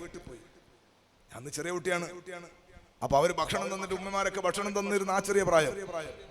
അപ്പോ അടുത്ത വീട്ടിലെ ഉമ്മ ഈ വീട്ടിൽ വന്നിരുന്നിട്ട് ഇവിടുത്തെ ഉമ്മാനോട് ഉറക്കെ പറയണത് കൊണ്ട് ഞാൻ കേട്ടതാ, കട്ട് കേട്ടതല്ല, അവർ ഉറക്കെ പറയാണ്. അതുകൊണ്ട് ഞാൻ ഇപ്പുറന്ന് കേട്ടതാ. എന്താ പറയുന്നറിയോ? നമ്മളെ പിള്ളറ ഉപ്പാനെ, അത് ഞങ്ങൾ അവിടുത്തെ ഒരു ഭാഷയാണ്, എന്ന് പറഞ്ഞാൽ ഭർത്താവിനെ പിള്ളറ ഉപ്പാനെ ഇന്നലെ കമ്മിറ്റിയിൽ എന്തോ ആക്കീനോലും എന്ന് പറഞ്ഞാൽ കമ്മിറ്റിയിൽ മൂപ്പരെന്തോ മെമ്പറായിട്ട് ആക്കിയിട്ടുണ്ട്. അതുകൊണ്ട് മീറ്റിംഗ് പള്ളിയിൽ നിന്ന് വന്നിട്ട് കസേറിന്റെ മേലെ ഇരുന്നിട്ട് കാലിന്റെ മേലെ കാലും വെച്ച് ഒറ്റ ഇരുത്തം, ആരോടും മിണ്ടുന്നില്ല. ജയിലിലാക്കി എന്നല്ല ഈ പറഞ്ഞത്, കമ്മിറ്റിക്കാരനാക്കി. നേരത്തെ കമ്മിറ്റിക്കാർക്കല്ല. അല്ലാഹു ബർക്കത്ത് ചെയ്യട്ടെ, അല്ലാഹു ബർക്കത്ത് ചെയ്യട്ടെ. നിങ്ങൾ നോക്ക്, ഞാനിങ്ങനെ ആലോചിച്ച് ചിരിക്കാൻ തുടങ്ങി. എനിക്ക് വല്ലാത്തൊരു അവസ്ഥയായി പോയി. എന്താണെന്നറിയോ? അവിടെ ഈ പൂഴി വിൽക്കണ നാടാ, അടിയിൽ നിന്ന് പൂഴി വാരിയിട്ട് മണല് വിൽക്കണ നാടാ അന്ന്, ഇപ്പല്ല. അപ്പോ അങ്ങനെ പൂഴി മൂപ്പരും കൂടെ കുറച്ച് വിറ്റ, കുറച്ച് പൈസ എല്ലായി. അങ്ങനെ ഉഷാറായപ്പോ മൂപ്പര് ജനറൽ ബോഡിയിൽ കമ്മിറ്റിയിൽ വൈസ് പ്രസിഡന്റ് ആക്കി. ഇന്നലെ അവിടെ ജനറൽ ബോഡിയാണ്, തലേ ദിവസം ജനറൽ ബോഡിയാണ്. വൈസ് പ്രസിഡന്റ് ആക്കിയ വകയിൽ മൂപ്പരിങ്ങനെ വന്നിട്ട്, വൈസ് പ്രസിഡന്റ് അല്ലേ, ഇനിയിപ്പം പുരക്കാരോടും ഉണ്ടാൻ പാടില്ലല്ലോ, ഭാര്യനും ചെറുതല്ലേ, മൂപ്പര് വൈസ് പ്രസിഡന്റ് അല്ലേ. അപ്പം വൈസ് പ്രസിഡന്റ് ആയ വകയിൽ മൂപ്പര് കസേറിന്റെ മേലെ ഇരുന്നിട്ട് ഒരു കാല് മറ്റേ കാലിന്റെ മേലെ വെച്ച് കുറെ സമയം ഇങ്ങനെ ഇരുന്നു, ആരോടും മിണ്ടിയില്ല. ഞാനിങ്ങനെ അത്ഭുതപ്പെട്ടു, സുബ്ഹാനല്ലാഹ്, ഇയാളെ പ്രസിഡന്റ് ആക്കാത്ത ഭാഗ്യമായി പോയി. ഇയാളെ പ്രസിഡന്റ് തന്നെ ആക്കിയെങ്കിൽ പൊരക്കാരെ മുഴുവനും പൊരന്റെ പുറത്താക്കിയിട്ട് ഇയാൾ പൊരന്റെ ഉള്ളിൽ ഒറ്റയ്ക്ക് ഇരിക്കട്ടെ. കണ്ടോ നിങ്ങള്? അങ്ങനത്തെ കുറെ വിവരം കുറഞ്ഞ ആളുണ്ട്. പ്രസിഡന്റാണ് മൂവരെന്ന് വലിയ സംഭവം. ജില്ലാ കളക്ടർ അതല്ല അവിടല്ലേ, പഞ്ചായത്ത് പ്രസിഡന്റ് അതല്ല അവിടല്ലേ. പൊരയില് നീ ഉപ്പയാണ്. ഞാനിപ്പോ മേള് പറഞ്ഞ ഉസ്താദ് എന്നിട്ട് കാര്യമുണ്ടോ? എന്റെ പൊരയിലെത്തും 7 വയസ്സുള്ള മോനുണ്ട്. രാവിലെ എഴുന്നേറ്റ് അൽഹംദുലില്ലാഹില്ലദീ അഹ്യാനാ ബഅദ മാ മാതനാ വഇലൈഹി നുശൂർ ഞാൻ തന്നെ പറഞ്ഞു കൊടുക്കണം. ഇല്ലെങ്കിൽ ഓൻ എണീക്കൂല. 2ാം ക്ലാസ് മാർച്ച് പോകണമെങ്കിൽ ഞാൻ രാവിലെ എഴുന്നേൽപ്പിക്കണം. അതൊരു കുട്ടിത്തമാണ്. ഞാൻ നടക്കൂല, ഞാൻ വലിയ മുദരിസാന്ന് നടക്കൂല. പുരയിൽ ഉപ്പയാണ്, ഭർത്താവാണ്, ആങ്ങളെയാണ്, മകനാണ്. ആ ഒരു ബോധ്യം നമ്മുടെ മനസ്സിലുണ്ടാവണം. ആയിഷ ബീബി റളിയല്ലാഹു തആല അൻഹ പറയുന്നുണ്ട്, മുത്തുനബി സ്വല്ലല്ലാഹു അലൈഹി വസല്ലമ തങ്ങളും ഞാനും വീട്ടിന്റെ മുറ്റത്തെന്നാണ് കേട്ടോ. നാളെ റോട്ടുമ്മ പോയി ഓടാൻ നിൽക്കണ്ട. ഹബീബായ സ്വല്ലല്ലാഹു അലൈഹി തങ്ങളെ പറ്റി പറയാണ്. ഒരു ദിവസം ഞാനും ഹബീബായ തങ്ങളും കുറച്ച് ഓടി ആയിഷ ബീബി റളിയല്ലാഹു തആല അൻഹ മുമ്പ് കയറി ഒന്നാമതായി. പിന്നെ 2ാമതാളെ പറ്റി നമ്മൾ പറയണ്ടല്ലോ, 2 ആളേ ഉള്ളൂ. കുറച്ച് ആള് കഴിഞ്ഞിട്ട് പിന്നെയും ആയിഷ പറയാണ്, പിന്നെയും ഒന്ന് ഓടി. അപ്പൊ ഞാൻ തടിച്ചു ഉഷാറായിപ്പോയി. ഓടി ഹബീബായ തങ്ങള് മുന്നിൽ കയറിയിട്ട് പറഞ്ഞു, ആയിഷ ഇത് അന്നത്തേന് പകരാണ് കേട്ടോ. ഇത് കുടുംബ ജീവിതത്തിലെ ഒരു സന്തോഷമാണ്. ആയിഷ ബീബി റളിയല്ലാഹു തആല അൻഹ കുടിച്ച ഗ്ലാസ് മുത്തുനബി സല്ലല്ലാഹു അലൈഹി വസല്ലമ തങ്ങൾ എടുത്തിട്ട് അതേ സ്ഥലം, ആയിഷ ബീബി ചുണ്ട് വെച്ച് അതേ സ്ഥലത്ത് തന്നെ വെച്ചിട്ട് കുടിക്കും. നമ്മളാണെങ്കിൽ പോയി കഴുകിയിട്ട് വന്നോറി. രണ്ടും മാറ്റുണ്ട്. നല്ല സ്വഭാവം, ഭാര്യമാർക്കൽ നല്ല സ്വഭാവം. മുത്തുനബി സല്ലല്ലാഹു അലൈഹി വസല്ലമ തങ്ങൾ പറയാണ്, ഖൈറുക്കും ഖൈറുക്കും ലിഅഹ്ലിഹി വഅന ഖൈറുക്കും ലിഅഹ്ലി. നിങ്ങളെ കൂട്ടത്തിൽ ഏറ്റവും നല്ല ആള് നിങ്ങളുടെ ഭാര്യക്ക് ഖൈറായ ആളാണ്. നിങ്ങളെ ഭാര്യമാരുടെ അടുക്കൽ ഖൈറായ ആളാണ്. നിങ്ങൾക്ക് ഏറ്റവും ഖൈറായ ആൾ, നിങ്ങളെ കൂട്ടത്തിൽ ഏറ്റവും ഖൈറായ ആള്. പല സ്ഥലത്തും അവാർഡ് കൊടുക്കും. ഗൾഫിലെല്ലാം പോയാൽ അധിക സ്ഥലത്തും ഈ കോട്ട് കിട്ടും. കർണാടകയിൽ പ്രസംഗിക്കാൻ വേണ്ടി വന്ന അധികവും മറ്റേ ഇത് കിട്ടും, മെമന്റോ കിട്ടും. ഞാൻ പറഞ്ഞത്, ഞാനിങ്ങനെ പല സ്ഥലത്തും പറയാറുണ്ട്, ആദ്യം ഈ അവാർഡ് കൊടുക്കുമ്പോ എന്തെങ്കിലും ഒരു സേവനത്തിനായിരിക്കും അവാർഡ് കൊടുക്കുക. അവാർഡ് ജൂറി എന്ത് ചെയ്യണം എന്ന് പറഞ്ഞാൽ ആദ്യം ഇയാളെ പുരക്കൊന്ന് വിളിച്ചു നോക്കണം. എന്നിട്ട് ഭാര്യയോട് ചോദിക്കണം, മൂപ്പർക്ക് അവാർഡിന് അർഹതയുണ്ടോ. മനസ്സിലായില്ല? ഭാര്യന്റെ അടുക്കൽ ചോദിക്കണം, ഇയാൾക്ക് എങ്ങനെയുണ്ട്, ഇയാളെ സ്വഭാവമല്ല ശരി തന്നെയാണോ. അങ്ങനെ ഉണ്ടെങ്കിലേ കൊടുക്കണ്ടോ. ഇല്ലെങ്കിൽ സ്റ്റേജുമ്മ കയറിയിട്ട് ഈ കോട്ടെല്ലാം കിട്ടുമ്പോ 4-5 ക്യാമറ മുമ്പിൽ വെച്ചാല് നമ്മളെ പെണ്ണുങ്ങൾ പുരക്കുന്ന ഇത് കാണും. അപ്പൊ ഈ കോട്ടും സൂട്ടെല്ലാം കിട്ടുമ്പോ പെണ്ണുങ്ങൾ മക്കളോട് പറയും, മക്കളെ ആ കോട്ടും വേസ്റ്റായി. മനസ്സിലായില്ല? നമുക്കല്ലേ കിട്ടുന്നത്. അപ്പൊ ഈ കോട്ടും പോയി, ആ തുണിയും വേസ്റ്റായി എന്ന് പെണ്ണുങ്ങൾ പറയാതിരിക്കാൻ ആദ്യം തന്നെ ഈ തുണി ഇടുന്നതിന് മുമ്പ് പെണ്ണുങ്ങളോടൊന്ന് ചോദിക്കല് നല്ലതാണ്. ഖൈറുക്കും ഖൈറുക്കും ലിഅഹ്ലിഹി. നിങ്ങളെ കൂട്ടത്തിൽ ഏറ്റവും ഖൈറായ ആള് നിങ്ങളെ ഭാര്യമാരുടെ അടുക്കൽ ഖൈറായ ആളാണ്. പെണ്ണുങ്ങളോട് ചോദിക്കൂ, ഇയാൾ എങ്ങനെയുണ്ട്, ഇയാൾ വലിയ ബാധ പറയുന്ന ആളാണ്. അതൊന്നും പെണ്ണുങ്ങൾ പറയണ്ട, എല്ലാവർക്കും അറിയാം. പൊരയിലുള്ള സ്വഭാവത്തെ പറ്റിയാ ചോദിക്കുന്നത്. അങ്ങനെ പറഞ്ഞു ഉഷാറായി കഴിഞ്ഞാ പിന്നെ എങ്കിലും എന്ന് പെണ്ണുങ്ങൾ പറയും. പിന്നെ നമ്മൾ ആക്ഷേപമാ പറയാ. പെണ്ണുങ്ങൾ പറയും, വാർത്ത മക്കളോട് എന്നോടൊക്കെ ഭയങ്കര ദേഷ്യത്തിലാണ്, എപ്പോഴും ചൂടാകലാണ്. ഒന്ന് പറഞ്ഞ് രണ്ടാമത്തെ ഹിറ്റ്ലറിസമാണ്, അടിയാണ്, തെറി വിളിക്കലാണ്. എന്നെ എന്റെ ഉപ്പാനും ഉമ്മാനും കബറിൽ കിടക്കുന്ന ഉപ്പാനെ വരെ ചീത്ത വിളിക്കും ചിലയാള്. സുബ്ഹാന ജല്ല ജലാലു. അങ്ങനെ വൃത്തികെട്ട നാവാണെന്ന് ഭാര്യ പറഞ്ഞാൽ നീ ഏറ്റവും ആ നാട്ടിലെ മോശക്കാരനാണെന്ന് തിരിച്ചറിഞ്ഞോ. ഇത് തങ്ങൾ വെറുതെ പറഞ്ഞു പോവല്ല. വഅന ഖൈറുക്കും ലിഅഹ്ലി. നിങ്ങളെ കൂട്ടത്തിലുള്ള ഏറ്റവും നല്ല കുടുംബനാഥൻ ഞാനാ. നബി മുഹമ്മദുർ റസൂലുള്ളാഹ്. തങ്ങൾ വെറുതെ അങ്ങ് പറഞ്ഞു പോവില്ലല്ലോ. വന്നജ്മി ഇദാ ഹവാ മാ വല്ല സ്വാഹിബുകും വമാ ഗവാ വമാ യൻതിഖു അനിൽ ഹവാ ഇൻ ഹുവ ഇല്ലാ വഹ്യുൻ യൂഹാ. തങ്ങളെ സംസാരം മുഴുവനും നുബുവത്തല്ലയോ, വഹ്യല്ലയോ. തങ്ങൾ പറയും, നിങ്ങളെ കൂട്ടത്തിൽ ഏറ്റവും നല്ല കുടുംബനാഥൻ ഞാനാ. നിങ്ങൾക്ക് ഡൗട്ട് ഉണ്ടോ, നിങ്ങൾ പോയി ചോദിക്കൂ. സ്വഹാബികൾ പോയി ചോദിച്ചു ആയിഷ ഉമ്മയോട് റളിയല്ലാഹു അൻഹാ. ആയിഷ ബീവിനോട് ചോദിക്കുന്നത്, എങ്ങനെയാണ് തങ്ങളുടെ സ്വഭാവം, എങ്ങനെയാ തങ്ങളുടെ സ്വഭാവം എന്ന് ആയിഷ ബീവിനോട് ചോദിക്കുന്നത്. പള്ളിയിൽ വന്നാ തങ്ങളുടെ സ്വഭാവം എങ്ങനെയാണെന്ന് സ്വഹാബികൾ ആയിഷ ബീവിനോട് ചോദിക്കേണ്ടില്ല, അത് ഓർക്കറിയാം. യുദ്ധത്തിന് പോകുമ്പോ എങ്ങനെയാ, യാത്രയിൽ എങ്ങനെയാ, പുറത്തെങ്ങനെയാ, കച്ചവടം, ഇടപാട്, അതൊക്കെ സ്വഹാബികൾക്കാണ് കൂടുതൽ അറിയാം, അവർക്കറിയാം. പിന്നെ ആയിഷ ബീവിനോട് തങ്ങളുടെ സ്വഭാവത്തെ പറ്റി ചോദിച്ചു, ഏത് സ്വഭാവം തന്നെ ആയിരിക്കും, പൊരയിൽ തങ്ങൾ എങ്ങനെയെന്നല്ലേ, അങ്ങനെയാണ് സാധ്യത. തങ്ങളുടെ സ്വഭാവം വീട്ടു കുടുംബത്തോടെ എങ്ങനെയെന്ന് ബാക്കിയുള്ളൊക്കെ സ്വഹാബികൾ കാണുന്നില്ലേ.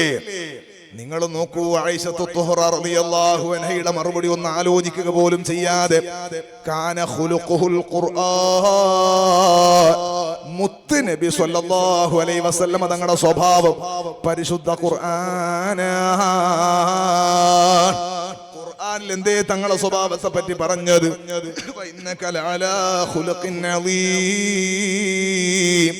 ഏറ്റവും നല്ല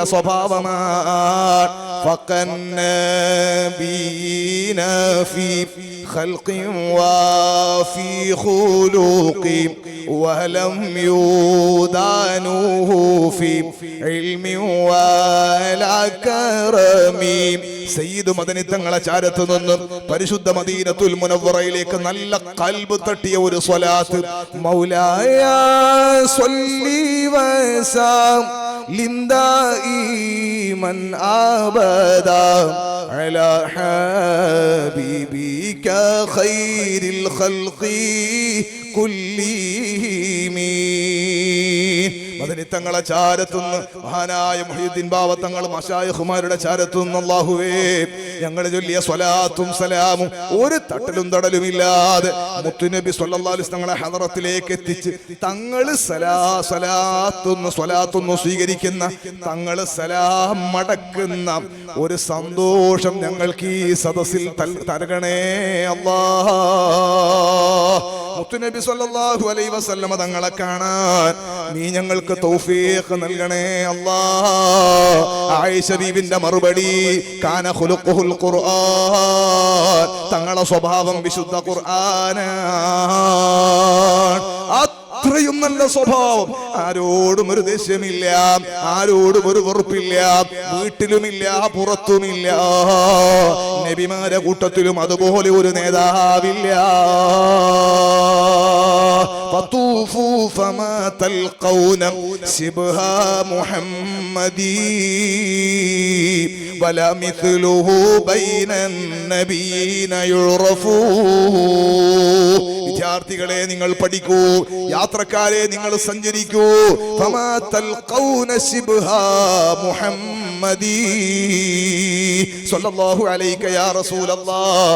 തങ്ങളെ പോലുള്ള ഒരാളുമില്ല. അമ്പിയാക്കളിൽ തന്നെ ഇല്ല, പിന്നല്ലേ വേറൊരു നോട്ടം ആവശ്യമുള്ളത്. ഏറ്റവും നല്ല സ്വഭാവം തങ്ങൾ പറയുന്നത് നിങ്ങളെ കൂട്ടത്തിൽ ഏറ്റവും നല്ല കുടുംബനാഥൻ ഞാനാണ്. ഭാര്യമാരോട് നല്ല സ്വഭാവം, ഭാര്യമാരോട് നല്ല ഇമ്പം. ഞാൻ ഈ കുറച്ച് നാളുകൾക്ക് മുൻപ് സൗദിയിൽ പോയപ്പോ അവിടെ നിന്ന് ഒരാൾ എന്നോട് പറഞ്ഞു, ഉസ്താദേ 5-6 വർഷമായി ഭാര്യക്ക് ഭയങ്കര സുഖേടുന്നു. എന്താണ് രോഗം? ഭാര്യന്റെ രോഗം വേറൊന്നുമില്ല, ഞാൻ നാട്ടിലേക്ക് പോയാൽ പെണ്ണുങ്ങൾക്ക് തലവേദന, വയറുവേദന, നടുവേദന, കാലുവേദന, ഓരോ ഭാഗങ്ങൾ. തലവേദന പോകുമ്പോൾ നടുവേദന വരും, നടുവേദന പോകുമ്പോഴേ കാലുവേദന, അത് കഴിഞ്ഞാൽ കൈവേദന, ഇങ്ങനെ മാറി മാറി വേദന വരികയാണ്. അപ്പൊ ഞാൻ ഡോക്ടർമാരൊക്കെ കുറെ കാണിച്ച് ചികിത്സിച്ചു. പിന്നെ മൂപ്പർ എന്നോട് ചോദിച്ച വേറൊന്നും, എനിക്ക് ഞാൻ അങ്ങനത്തെ ആളൊന്നല്ല, എന്നാൽ പോലും ഞാനിത് കേട്ടിട്ട് അദ്ദേഹത്തോട് ചോദിച്ചു, നിങ്ങൾ ഡോക്ടറെ കാണിച്ചിട്ടുണ്ടോ? എല്ലാ തലക്കും ഡോക്ടറെ കാണിച്ചിട്ടുണ്ടോ? നമ്മുടെ അബ്ദുൽ ഖാദർ സഖാഫി ഉസ്താദ്, നമ്മുടെ ഉസ്താദുമാരൊക്കെ വരിക. അല്ലാഹു തആല എല്ലാവർക്കും ഖൈർ ബറക്കത്ത് സന്തോഷം നൽകട്ടെ. അൽഹംദുലില്ലാഹ്. നമ്മുടെ സയ്യിദ് അവർകളുണ്ട്, എല്ലാവർക്കും അല്ലാഹു തആല നല്ല സന്തോഷവും റാഹത്തും, നമ്മുടെ ഉലമായിനും നമ്മുടെ സാദാത്യങ്ങൾക്കും എല്ലാവർക്കും അല്ലാഹു തആല ഖൈറും ബറക്കത്തും റാഹത്തും നൽകട്ടെ. നമ്മുടെ ഉലമായിനൊക്കെ അല്ലാഹു ഇസ്സത്ത് നൽകട്ടെ. എല്ലാ നിലക്കുമുള്ള റാഹത്ത് അല്ലാഹു പ്രദാനം ചെയ്യട്ടെ. അബ്ദുൽ ഖാദർ സഖാഫി മുതുകുട ഉസ്താദ് നമ്മുടെ വേദിയിലേക്ക് കടന്നു വരികയാണ്. എല്ലാവിധ സ്വാഗതങ്ങൾ അറിയിക്കുന്നു.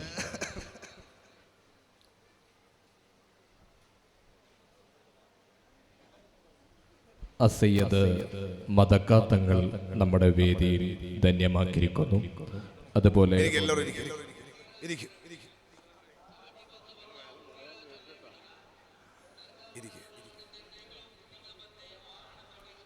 സുഹൃത്തുക്കളെ, ഞാൻ പറഞ്ഞത്, ഇയാളോട് ഞാൻ ചോദിച്ചു, നിങ്ങൾ ഡോക്ടറെ കാണിച്ചിട്ടോ? ആ ഉണ്ട്.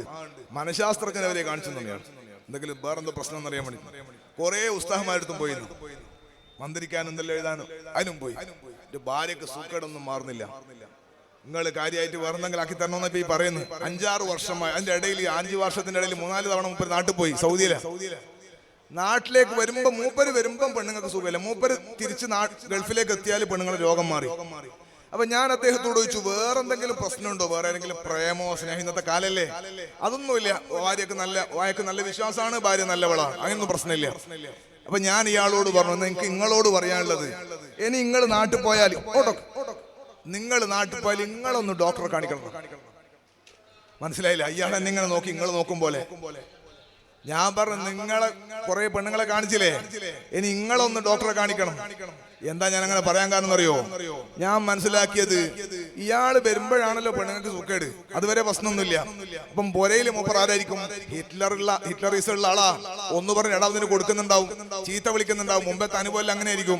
മക്കൾക്ക് ഉമ്മാക്കൽ ഒരു റിപ്പർ യന്ത്രം വന്ന പോലെ, അല്ലെങ്കിൽ ഒരു പ്രശ്നം നടക്കണ പോലെ, ഒരു ഭയങ്കര സംഭവം, ഒരു പുലി നാട്ടിലിറങ്ങി അങ്ങനെ ഉണ്ടാവും. അപ്പൊ അതുപോലെ ഒരു പുലി ഇറങ്ങിയ പോലെ ആയിരിക്കും മൂപ്പർ വരുമ്പോ ഉണ്ടാകുക. അപ്പൊ അള്ളാന്റെ റബ്ബേ, ഇയാള് വരലായി ഇങ്ങനെ നാട്ടിൽ നിന്ന് ഇറങ്ങലായി ഡേറ്റ് കണ്ട് ഉമ്മാക്ക് തലവേദന, പെണ്ണുങ്ങൾക്ക് തലവേദന. ഈ തലവേദന ഇയാൾ പോയാലേ പോവുള്ളൂ. കാരണം ഇയാൾ വന്നിട്ട് വന്ന തലവേദന ഇത് ഇസ്മിന്റെ മണി എടുത്താൽ മാറൂല, ഇത് ഡോക്ടറെ കാണിച്ച് മരുന്ന് കഴിച്ചാൽ മാറൂല. ഇയാൾ വന്നിട്ടുണ്ടായ തലവേദന ഇയാൾ പോകാണ്ട് പോകൂല. അതുകൊണ്ട് ഞാൻ പറഞ്ഞു, നിങ്ങളുടെ സ്വഭാവം നന്നാക്കണോ? നിങ്ങൾ പെണ്ണുങ്ങളോടുണ്ടാകുന്ന നിങ്ങളുടെ സമീപനം മാറ്റിയാലേ ഈ തലവേദന മാറൂ എന്ന് പറഞ്ഞു. നമ്മളെ സ്വഭാവം നന്നായാൽ തന്നെ കുറെ തലവേദന മാറിക്കിട്ടും, ആശുപത്രി ചെലവ് കുറഞ്ഞു കിട്ടും. ഇനി ഞാൻ കൂടുതൽ ദീർഘിപ്പിക്കുന്നില്ല. എന്റെ ഉത്തരവാദിത്തത്തിന്റെ രണ്ടാമത്തെ ഭാഗം കൂടി ഞാൻ പറയാണ്. ഭാര്യമാരെ നന്നായി സ്നേഹിക്കുന്നവരാകണോന്ന് ഞാൻ പറഞ്ഞില്ലേ? ഭാര്യമാരെ നന്നായി നോക്കണോന്ന് ഞാൻ പറഞ്ഞില്ലേ? ഇത് ഭർത്താക്കന്മാരായ ആണുങ്ങളോട് പറഞ്ഞതാണ്. ഒരൽപ്പം നമ്മുടെ ഉമ്മമാരോടും കൂടി സംസാരിച്ച് ഞാൻ എന്റെ സംസാരം നിർത്തുകയാണ്. എന്റെ കരളിന്റെ കഷ്ണങ്ങളായ ഉമ്മമാര് കൽവിരുത്തി കേൾക്കണേ. ഇതുവരെ പറഞ്ഞ നിങ്ങൾക്ക് വേണ്ടിയിട്ടുള്ള വേളാണ്, ഇനി പറയുന്ന നിങ്ങളോടുള്ള വേളാണ്. അള്ളാഹു നമ്മുടെ ഈമാന് ബലപ്പെടുത്തി തരട്ടെ. സയ്യിദുൽ വജൂദ് മുഹമ്മദുർ റസൂലുള്ളാഹ് സ്വല്ലല്ലാഹു അലൈഹി വസല്ലമ തങ്ങളോട് സ്വഹാബികൾ ഒരു ചോദ്യം ചോദിക്കുന്നുണ്ട്. അല്ല യാ റസൂലല്ലാഹ്, തങ്ങൾക്കൊരു സുജൂദ് ചെയ്യാൻ ഞങ്ങൾക്ക് ആഗ്രഹമുണ്ട് നബിയേ, തങ്ങൾക്കൊരു സുജൂദ് ചെയ്യട്ടെ തങ്ങൾ സമ്മതിക്കോന്നൊരു ചോദ്യം ചോദിക്കുന്നുണ്ട്. തങ്ങൾ പറയുന്ന സ്വഹാബ, സൃഷ്ടികൾക്ക് സുജൂദ് പാടില്ല, അത് പാടില്ലാത്തതാണല്ലോ. സൃഷ്ടികൾക്കെങ്ങാനും സുജൂദ് അനുവദിക്കപ്പെടുമായിരുന്നെങ്കിൽ ഭർത്താക്കന്മാർക്ക് സുജൂദ് ചെയ്യാൻ ഭാര്യമാരോട് ഞാൻ കൽപ്പിക്കുമായിരുന്നു. സ്വഹാബികൾ ചോദിക്കുന്നു, യാ റസൂലല്ലാഹ്, ഭർത്താക്കന്മാരോട് ഭാര്യമാർക്ക് ഇത്രമാത്രം കടപ്പാടുണ്ടോ നബിയേ? തങ്ങൾ തിരിച്ചു ചോദിക്കും, കടപ്പാടുണ്ടോന്നോ സ്വഹാബ? ഒരു ഭർത്താവിന്റെ ശരീരം സ്കിന്ന് മുഴുവനും പൊട്ടി ഒലിക്കുകയാണ്, ദുർഗന്ധമുള്ള ചലമൊഴുകുകയാണ്. കർച്ചീഫ് എടുത്തിട്ട് അല്ലെങ്കിൽ ടിഷ്യൂ പേപ്പർ എടുത്തിട്ട് തുടക്കുന്നു. നല്ല മുത്തു നബി പറയുന്നത് സ്വല്ലല്ലാഹു അലൈഹി യാ റസൂലല്ലാഹ്, തങ്ങൾ പറയുന്നത് എന്താണെന്നറിയോ? പശു അതിന്റെ കുട്ടിയെ നാവ് കൊണ്ട് നക്കണത് കണ്ടിട്ടില്ലയോ?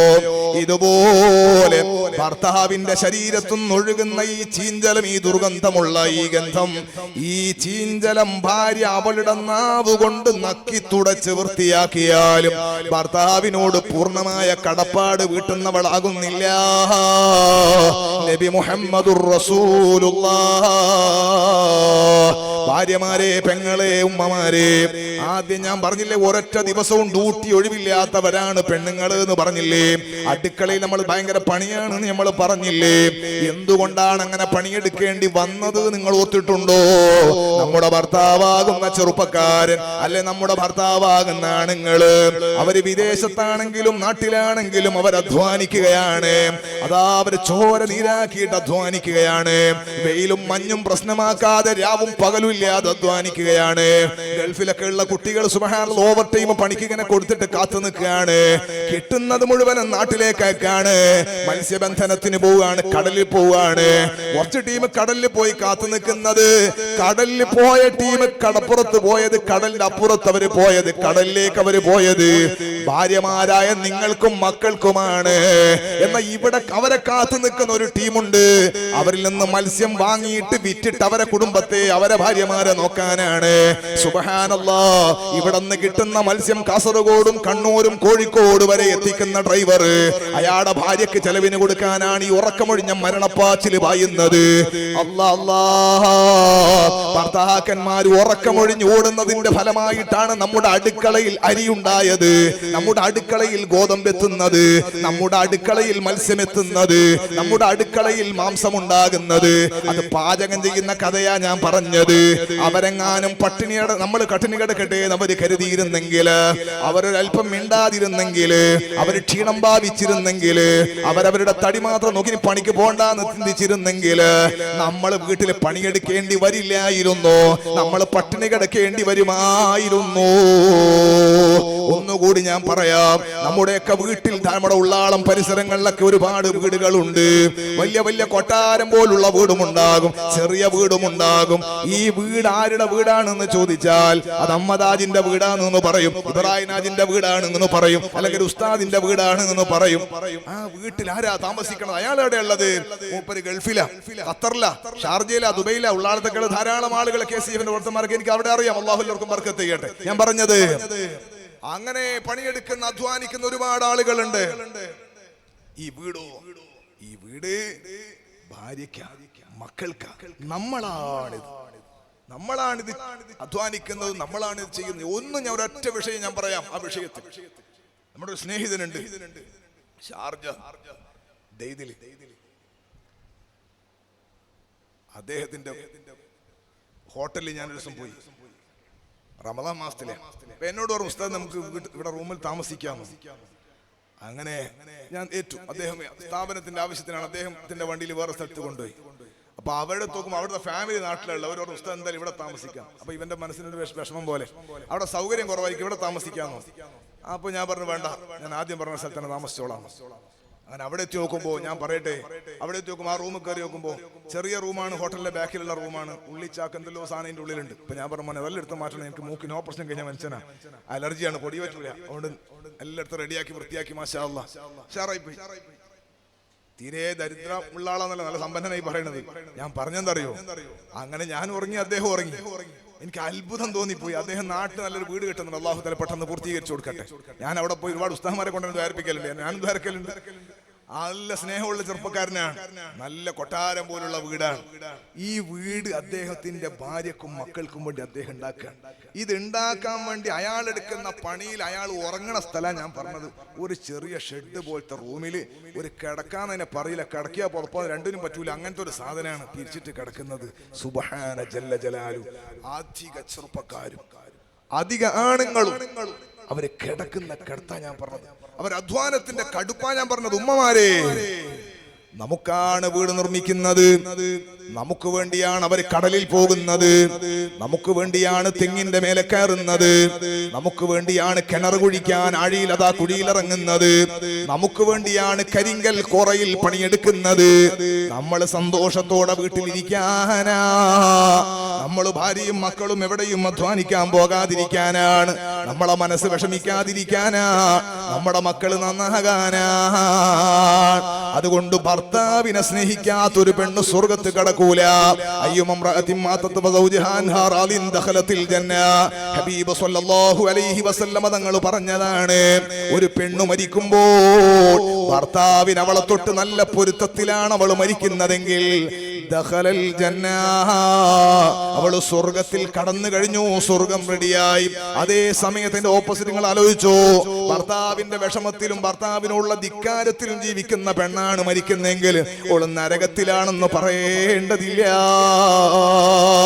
അല്ലാഹു നമ്മുടെ ഈമാൻ ബലപ്പെടുത്തി തരട്ടെ.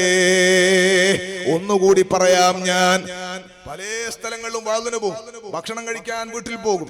അവിടെയൊക്കെ ഞാൻ ചോദിക്കും, ഇവിടെ ഉപ്പയുണ്ടോ? അധിക സ്ഥലത്തും അബ്ദുൽ ഖാദർ സഖാഫി ഉസ്താദിനൊക്കെ നല്ല പരിചയം ഉണ്ടാവും. ഞാൻ ദർസിൽ പഠിക്കുമ്പോൾ വലിയ വേദ പറഞ്ഞ ഉസ്താദാണ്. അല്ലാഹു തആല ബർക്കത്ത് ചെയ്ത് കൊടുക്കട്ടെ. ഭംഗി വാക്ക് പറഞ്ഞല്ല, എന്റെ നാട്ടിലൊക്കെ വേദന വരലുണ്ട്. അപ്പോ ഞാൻ പറഞ്ഞത്, വീട്ടിൽ ഭക്ഷണം കഴിക്കാൻ പോയ വീട്ടിൽ ഉപ്പ ഉണ്ടാവില്ല, ഉമ്മ ഉണ്ടാവും.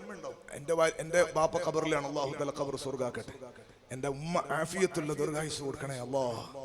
എന്റെ ഭാര്യന്റെ ഉമ്മാമ കഴിഞ്ഞ ദിവസം മരിച്ചു, നാളെ കണ്ണോക്കാണ്. അതുകൊണ്ട് വേള കഴിഞ്ഞുകൊണ്ട് സക്കാത്ത് ഉസ്താദിന്റെ വേളം കൂടെ കേൾക്കണം എന്ന് എനിക്ക് ആഗ്രഹമുണ്ട്. പക്ഷെ നമുക്ക് കഴിഞ്ഞാൽ വേഗം പോകും. നാളെ കണ്ണോക്കാണ് ഫാമിലിയിൽ എവിടെ ഉള്ളത്. അള്ളാഹു തആല എല്ലാവർക്കും ഉമ്മമ്മക്ക് അള്ളാഹു തആല മഗ്ഫിറത്തും റഹ്മത്തും കൊടുക്കട്ടെ. അതുപോലെ പിരിവെടുക്കണ സമയത്ത് സദസ്സെന്ന് കളക്ട് ചെയ്യുന്ന സമയത്ത് നിങ്ങൾ ഉമ്മയും ബാപ്പ ഉണ്ടോന്ന് ചോദിക്കും. കാരണം അവർക്ക് ദ്വാരന്നാൽ ഇജാബത്ത് വേഗം കിട്ടുന്നുണ്ടോ ചോദിക്കും. അധിക സ്ഥലങ്ങളിലും കിട്ടണ മറുപടി ഉപ്പല്ല ഉമ്മ ഉണ്ട്. ഞാൻ പറയട്ടെ, ഉമ്മമാർക്ക് അല്ലാഹു ആഫിയത്തുള്ള ദീർഘായുസ്സ് കൊടുക്കട്ടെ. എന്തുകൊണ്ടാണ് ഉമ്മമാരെ സഹോദരി നിങ്ങളോടാ ഞാൻ ചോദിക്കുന്നത്, എന്തുകൊണ്ടാണ് അധിക വീട്ടിലും ഉപ്പമാരില്ലാതായി പോയത്? എന്തുകൊണ്ടാണ് അധിക വീട്ടിലും ആണുങ്ങളില്ലാതെ പോയത്? എന്തുകൊണ്ടാണ് പെട്ടെന്ന് ആണുങ്ങൾ തീർന്നു പോകുന്നത്? ഞാൻ എന്റെ ചെറിയ ബുദ്ധിക്ക് മനസ്സിലാക്കിയ കാര്യം പറയാം. സുഹൃത്തുക്കളെ, അധിക വീട്ടിലും ഈ കുടുംബത്തിന്റെ പ്രാരാബ്ദം മുഴുവനും കൽബിലിട്ട് നടക്കുന്ന ആൾ അർരിജാലു ഖവ്വാമൂന അലൻ നിസാ, പുരുഷന്മാരാണ്. അതങ്ങനെ തന്നെയാണ് വേണ്ടതും. എന്നാൽ അധിക വീട്ടിലുള്ള അവസ്ഥ എന്താണെന്നറിയോ? മകളെ കെട്ടിക്കാനാകുന്ന സമയത്ത് അപ്പുറത്ത് ഭയങ്കര കൊട്ടാരം പോലുള്ള വീട് വരുമ്പോ അപ്പുറമുള്ള പെണ്ണുങ്ങളുടെ ഭർത്താവ് കാർ എടുക്കുമ്പോ ഇവിടെ ഇങ്ങനെ സമ്മർദ്ദം കൂട്ടുകയാണ്, പിന്നെയും കൂട്ടുകയാണ്. വെറുതെ രാത്രി ഉറങ്ങാൻ അനുവദിക്കൂല. ചെറിയ പണിയെടുക്കുന്ന കൂലിപ്പണിയെടുക്കുന്ന ഭർത്താവ്, അല്ലെങ്കിൽ അത്യാവശ്യം തരക്കേടില്ലാത്ത സ്റ്റാൻഡേർഡുള്ള ജോലിയുള്ള ഭർത്താവ്, അയാളെ മേൽ പിന്നെയും ഉത്തരവാദിത്തങ്ങൾ വെച്ചു കൊടുക്കുകയാണ്. അപ്പൊ ഇയാള് പറയും, ഇൻഷാ അല്ലാഹ് ഇത്രയൊക്കെ ആയില്ലേ, മകളെ കല്യാണം ആകുമ്പോഴത്തേക്ക് റെഡിയാകും, മോന്റെ പഠനമാകുമ്പോഴേക്ക് റെഡിയാകും, വീട് നമുക്ക് കെട്ടാം ഇൻഷാ അല്ലാഹ്. അപ്പൊ പെണ്ണുങ്ങൾ പറയും, ഇൻഷാ അല്ലാഹ് പറഞ്ഞ കുത്തിയിരുന്നോ? ആവും. എന്റെ ഭാഷ നിങ്ങൾക്ക് മനസ്സിലാകുമെന്ന് ഞാൻ മനസ്സിലാക്കും. ഭാര്യ ഭർത്താവിനോട് പറയാൻ, നിങ്ങൾ ഇവിടെ കുത്തിയിരുന്നോ, അവര് ശരിയായിക്കോളും, അവരെ കാര്യങ്ങളൊക്കെ നടക്കുന്നത്, നിങ്ങൾ മാത്രം ഇങ്ങനെ ആക്ഷേപിക്കും, പിന്നെയും ആക്ഷേപിക്കും. കുറച്ചുകൂടി പറയുമ്പോ നീ ഇങ്ങനെ പറഞ്ഞുകൊണ്ട് എന്താ കാര്യം, നമുക്ക് എല്ലാവർക്കും അള്ളാഹിനോട് ദ്വാരക്കാം, അങ്ങനെ ദ്വാരന്നിരുന്നാ മതിയോ എന്നാ പിന്നത്തെ ചോദ്യം. എങ്ങനെയും വിടൂല, പെണ്ണുങ്ങൾക്ക് അങ്ങനെ ഒരു സ്വഭാവമുണ്ട്, അങ്ങനെ വിടൂല അവര്. അങ്ങനെ പറഞ്ഞു കുറച്ചുകൂടി കടുപ്പത്തിലെങ്ങാനും ഇയാള് പറഞ്ഞു പോയാൽ ഈ പെണ്ണുങ്ങളെ കണ്ണ് നിറയും, സുബ്ഹാനല്ലാഹ്, മൂക്ക് നിറയും, കരയാൻ തുടങ്ങും. രാത്രി ഭക്ഷണം കഴിച്ചിട്ട് അപ്പുറം പോയി ഉറങ്ങിയ മക്കൾ ഉമ്മാന്റെ കരച്ചിൽ കേട്ട് എഴുന്നേറ്റ് വരും. അവര് കഥയൊന്നും അറിയില്ല, അവര് മനസ്സിലാക്കും ഉപ്പ ഇങ്ങനെ അടിച്ചിട്ടാൻ പറ്റാണ് ഉമ്മ കരയുന്നത്. സുബ്ഹാനല്ലാഹ്, ഉമ്മ മക്കളെ ചേർത്ത് പിടിച്ചിട്ട് ഉമ്മ കരയും. ആ കരയുന്നതിന്റെ ഇടയിൽ മക്കളും കരയും. ഉമ്മ മക്കളോട് പറയും, മക്കളെ നിങ്ങൾ എന്തിനാണ് എന്റെ പള്ളയിൽ ജനിച്ചു പോയത്? ഈ കഷ്ടപ്പാടിൽ വീഴാനല്ലേ? നിങ്ങൾ വേറെ ഏതെങ്കിലും ഉമ്മാന്റെ പള്ളയിൽ ജനിച്ചിരുന്നെങ്കിൽ എന്ന് പറഞ്ഞ ഉമ്മാന്റെ അർത്ഥം എന്താണെന്നറിയോ? ഈ ഉപ്പാന്റെ മകനായി ജനിച്ചത് എന്തിനാന്നായി ഉമ്മ ചോദിക്കാതെ ചോദിച്ചത്. എന്റെ പള്ളയിൽ നിങ്ങൾ എന്തിനാ ജനിച്ചത് എന്നാണ് ഈ ഉമ്മാന്റെ ചോദ്യം. ഇത് കേൾക്കുമ്പോ ഉമ്മയും മക്കളും നന്നായിട്ട് കരയുമ്പോ, എന്നെ കേൾക്കുന്ന ഉമ്മമാരെ, അധിക വീട്ടിലുള്ള പ്രശ്നമാണിത്. ഈ നിക്കണ മനുഷ്യനില്ലേ, പച്ച മനുഷ്യൻ, ഇയാൾക്കൊന്ന് കരഞ്ഞുകൂടാ? അയൽവാസികൾ കേൾക്കുന്നതിലേക്ക് നിങ്ങൾക്ക് കരയാ, നിങ്ങളെ ഉപ്പയും ഉമ്മയും കേൾക്കുന്നതിലേക്ക് നിങ്ങൾക്ക് കരയാ. അതേ സമയത്ത് വീട്ടുകാരനായ ചെറുപ്പക്കാരനില്ലേ, അല്ലെങ്കിൽ ഈ ഇടനിലക്കാരനില്ലേ, അല്ലെങ്കിൽ ഇടത്തരം പ്രായമുള്ള 19 വയസ്സുള്ള മനുഷ്യനില്ലേ, അല്ലെങ്കിൽ പ്രായമുള്ള മനുഷ്യനില്ലേ, ഇയാൾക്ക് മിണ്ടിക്കൂടാ, കരഞ്ഞുകൂടാ? കാരണം ഒരു വീട്ടിലെ ഉപ്പ കരഞ്ഞാൽ ആ വീട് എന്തിനു കൊള്ളാനാ? മുഴുവൻ ആളുകളും കരഞ്ഞാലും കരയാതിരിക്കണം, സിംഹത്തെ പോലെ പിടിച്ചു നിൽക്കണം, നെരി പോലെ പിടിച്ചു നിൽക്കേണ്ട ആളാണ് ഈ മനുഷ്യൻ. പുരുഷന് കരയാൻ പാടില്ല. ഭാര്യ കരഞ്ഞാലും മക്കള് കരഞ്ഞാലും ഉപ്പ കരഞ്ഞാൻ പാടില്ല. ഒരു വീട്ടിലെ ഉപ്പ കരഞ്ഞാ പിന്നെ ആ വീട് എന്തിനാ കൊള്ളുക? ഇത് മുഴുവനും കൽവിലിട്ട് നടക്കുന്ന മനുഷ്യൻ അതാ വണ്ടി ഓടിച്ചു കൊണ്ടിരിക്കുമ്പോ അറ്റാക്ക് വരുന്നു, കിടന്നു ഉറങ്ങുമ്പോ രാത്രി അങ്ങ് മരിച്ചു പോകുന്നു, പത്രം വായിക്കുമ്പോ കുഴഞ്ഞു വീഴുന്നു, സുബ്ഹാനല്ലാഹ് മണ്ണെടുക്കണ സമയത്ത് മരിക്കുന്നു, തോണിയിൽ പോകുമ്പോ കുഴഞ്ഞു വീഴുന്നു. എത്രയാണ് ആളുകൾ മരിച്ചു വീഴുന്നത്, അറ്റാക്ക് വരുന്നു. ഈ ഉത്തരവാദിത്തങ്ങളുടെ ബാഹുല്യം കൽബൊന്ന് ഇങ്ങനെ പടപടച്ചിട്ട് ഒന്ന് കരയാൻ പോലും സ്വാതന്ത്ര്യമില്ലാത്തവന്റെ ഹാർട്ട് അടിച്ചു പോകുന്നു. അധിക വീട്ടിലും ഉപ്പമാരില്ല. ഉമ്മമാർക്ക് അല്ലാഹു ആഫിയത്തുള്ള ദീർഘായുസ്സിനെ ഉമ്മ വിരോധിയായത് കൊണ്ട് പറയല്ല, ഇതിനെ ഹഖീഖത്ത് പറയുകയാണ്. അധിക വീട്ടിലും ബാപ്പമാരില്ല. ഉത്തരവാദിത്തം കൂടുതൽ നമ്മൾ കൊടുക്കുന്നതിന്റെ വകയിൽ ആയുസ് തീർന്നു പോവുകയാ. അതുകൊണ്ട് കരളിന്റെ കഷ്ണങ്ങളായ ഉമ്മമാരോട്, ഉള്ളാളത്ത് സയ്യിദ് മദനി തങ്ങളെ ഹുറൂസിനെത്തിയ ഉമ്മമാരോട്, ഭർത്താക്കന്മാരെ ജീവൻ വരെ നമ്മുടെ കയ്യിലാണെന്ന് തിരിച്ചറിയണേ. ഭർത്താക്കന്മാർക്ക് സന്തോഷം കൊടുക്കണേ. ഹബീബ് സല്ലല്ലാഹു അലൈഹി വസല്ലം തങ്ങളുടെ അടുക്കലേക്ക് ഒരു പെണ്ണ് വരികയാണ്. യാ റസൂലല്ലാഹ്, തങ്ങൾക്ക് ഖിദ്മത്ത് ചെയ്യാൻ എനിക്ക് ആഗ്രഹമുണ്ട് നബിയേ, തങ്ങൾക്കൊരു ഖിദ്മത്ത് ചെയ്യാൻ ആഗ്രഹമുണ്ട്, ചെയ്യട്ടെ എന്നാ ചോദ്യം.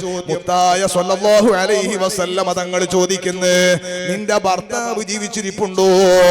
അവള് പറയുന്നു, ഉണ്ട് നബിയേ, ഭർത്താവുണ്ട്. ഉടനെ തങ്ങളെ മറുപടി, ഇന്നമാ ഹുവ ജന്നതുകി വനാറുകി, നിശ്ചയം അവൻ മാത്രമാണ് നിന്റെ സ്വർഗം, നിശ്ചയം അവൻ മാത്രമാണ് നിന്റെ നരകം. ഓ ഉമ്മമാരേ, വടികുത്തി വളഞ്ഞു വരുന്ന മനുഷ്യനില്ലേ, അതാ താടിയും മുടിയൊക്കെ നരച്ചുപോയി, എല്ലുകൾക്ക് ബലക്ഷയം വന്നുപോയി, സ്കിന്നുകൾക്കെല്ലാം ചുളിവ് ബാധിച്ചു പോയി, കണ്ണ് കുഴിയിലിറങ്ങിപ്പോയി, വളഞ്ഞുപോയ പ്രായമുള്ള കാരണവരില്ലേ, നിങ്ങളെ ഭർത്താവെന്ന് പറയാൻ നിങ്ങൾക്ക് മാനക്കേട് തോന്നുന്ന മനുഷ്യനില്ലയോ? ഇന്നമാഹുവ ജന്നതുകി വനാറുകി, അവൻ മാത്രമാണ് നിങ്ങളുടെ സ്വർഗം, അവൻ മാത്രമാണ് നിങ്ങളുടെ നരകം. അൽ ജന്നതു തഹ്ത അഖ്ദാമിൽ ഉമ്മഹാത്ത്, ഉമ്മാന്റെ കാൽക്കീഴിലാണ് സ്വർഗം എന്ന് മുത്തുനബി സ്വല്ലല്ലാഹു അലൈഹി വസല്ലം മക്കളോട് പറഞ്ഞിട്ടുണ്ട്. ആൺമക്കളും പെൺമക്കളും ഒക്കെ അതിൽ പെടുമെങ്കിലും ആൺമക്കളാണ് കാര്യം, പെൺമക്കൾ അതിൽ പെടും. പക്ഷെ എന്നാലും പെൺമക്കളുടെ ഭർത്താവ്, പെൺമക്കളുടെ ഭർത്താവ്, ഭർത്താവുള്ള പെണ്ണ്, അവിടെ കാര്യമായ സ്വർഗവും നരകവും ഭർത്താവാണ്. അതുകൊണ്ട് നമുക്ക് സ്വർഗം കിട്ടണോ? ഭർത്താക്കന്മാരുടെ സന്തോഷം. നമുക്ക് ആഖിറത്തിൽ വിജയിക്കണോ? ഭർത്താക്കന്മാരുടെ സന്തോഷം. നമ്മുടെ കുടുംബം സന്തോഷമാകാൻ, ഭാര്യയും ഭർത്താവും സന്തോഷത്തോടെ ജീവിക്കുന്ന അവസ്ഥയുണ്ടാകാൻ, ഏറ്റവും നല്ല കുടുംബ ജീവിതത്തിന് നമുക്ക് മാതൃക സയ്യിദുൽ വജൂദ് മുഹമ്മദുർ റസൂലുള്ളാഹി സ്വല്ലല്ലാഹു അലൈഹി വസല്ലമ തങ്ങളാണ്. പരിശുദ്ധ ഖുർആനിന്റെ ഞാൻ ആദ്യം ഓതിയ ആയത്തിന്റെ ബാക്കി ഭാഗം കൂടി ഒന്ന് ഓർമ്മപ്പെടുത്തി നിർത്തുന്നു ഞാൻ. വമിൻ ആയാതിഹി അൻ ഖലഖ ലക്കും മിൻ അൻഫുസികും അസ്വാജാ, നിങ്ങളുടെ ശരീരത്തിൽ നിന്നാണ് ഇണകൾ എന്ന് പറഞ്ഞു. ലിതസ്കുനു ഇലൈഹാ, പെണ്ണേ നിങ്ങളിലേക്ക് അവൻ എന്ത് സങ്കടം ഉണ്ടെങ്കിലും നിങ്ങളിലേക്ക് എത്തുമ്പോഴേക്ക് അത് തീരണം. ലിതസ്കുനു ഇലൈഹാ, നിങ്ങളിലേക്ക് സമാധാനത്തോടെ ചേരാനാണ് നിങ്ങളുടെ ശരീരങ്ങളിൽ തന്നെ ഇണകൾ ഉണ്ടാക്കിയതെന്ന് പരിശുദ്ധ ഖുർആൻ. വജഅല ബൈനകും മവദ്ദതൻ വറഹ്മ, നിങ്ങൾക്കിടയിൽ വല്ലാത്ത കാരുണ്യവും സ്നേഹവും അല്ലാഹു തആല വെച്ചിട്ടുണ്ട്. ആ സ്നേഹത്തിൽ, ആ മഹബ്ബത്തിലും മവദ്ദത്തിലും നല്ല കുടുംബ ജീവിതം, തെറ്റാത്ത, ചീത്ത പറയാത്ത, ഉപ്പയെ ചീത്ത പറയാത്ത, ഉമ്മയെ ചീത്ത പറയാത്ത, ഭർത്താവിന്റെ ഉപ്പയെ ചീത്ത പറയാത്ത, ഭാര്യന്റെ ഉമ്മയെ ഉപ്പയും ചീത്ത പറയാത്ത നല്ല മനുഷ്യന്മാരാവുക, പരസ്പരം കേൾക്കുന്നവരാവുക, അങ്ങോട്ടും ഇങ്ങോട്ടും ഭാര്യനെയും ഭർത്താവിനെയും കേൾക്കുന്നവരാവുക, നല്ല സ്വഭാവത്തിൽ ജീവിക്കുക. അല്ലാഹു സുബ്ഹാനഹു വ തആല നമുക്ക് ഏറ്റവും നല്ല കുടുംബ ജീവിതം അല്ലാഹു പ്രദാനം ചെയ്യട്ടെ. അൽഹംദുലില്ലാഹി റബ്ബിൽ ആലമീൻ, ഹംദൻ തയ്യിബൻ ജസീലൻ ജമീലൻ ദായിമൻ ബിദവാമി മുൽക്കില്ലാ. അല്ലാഹുമ്മ സ്വല്ലി വസല്ലിം വബാരിക് അലാ സയ്യിദിനാ മുഹമ്മദ് വഅലാ ആലിഹി വസ്ഹബി സയ്യിദിനാ വമൗലാനാ മുഹമ്മദ്. അർഹമുർ റഹീമായ അൽ മലിക്കുൽ ജബ്ബാറായ അല്ലാഹ് സയ്യിദ് മദനി തങ്ങളെ ചാരത്താണ്. അല്ലാഹുവേ താജുൽ ഉലമ ഇരുന്ന സ്റ്റേജാണിത്. അല്ലാഹുവേ മഹാന്മാര് ധാരാളം വന്നുപോയ സ്ഥലമാണ്. അവരെല്ലാം ബറക്കത്ത് കൊണ്ട് സാധുവായ എനിക്കും ഇവിടെ കൂടെ ഉള്ളവർക്കെല്ലാം നീ ഖബൂലിയത്ത് നൽകണം റഹ്മാനെ. ഇന്ന് വരെ ഈ ഉമ്മത്തിൽ പ്രത്യേകിച്ച് ഈ സ്റ്റേജിലും വാള് പറഞ്ഞ മഹാന്മാരെ ബറക്കത്ത് കൊണ്ട് ഞങ്ങളെ വാളും സ്വീകരിക്കണം റഹ്മാനെ. ഞങ്ങളെ ഖൽബ് നന്നാക്കി തരണം റഹ്മാനെ. തവാളു നൽകണം റഹ്മാനെ. അല്ലാഹുവേ ഞങ്ങളെ ഏറ്റെടുക്കണം റഹ്മാനെ. കുടുംബജീവിതം റാഹത്താക്കണം റഹ്മാനെ. എൻ്റെ ഭാര്യൻ്റെ ഉമ്മാമ 2 ദിവസം മുമ്പ് മരണപ്പെട്ടു പോയി, മഗ്ഫിറത്ത് കൊടുക്കണം റഹ്മാനെ. നമ്മുടെ ഹനീഫ് ഹാജിന്റെ നേതൃത്വത്തിൽ നല്ല റാഹത്ത്, ശിഹാബ് തഖാഫിസ്ഥാന്റെ നേതൃത്വത്തിൽ നല്ല റാഹത്തുള്ള കമ്മിറ്റി അൽഹംദുലില്ലാ നമ്മുടെ നാടൊക്കെ സന്തോഷത്തോടെ മുന്നോട്ട് പോകുന്നു. അവർക്കും ബറക്കത്ത് ചെയ്യണേ അല്ലാഹ്.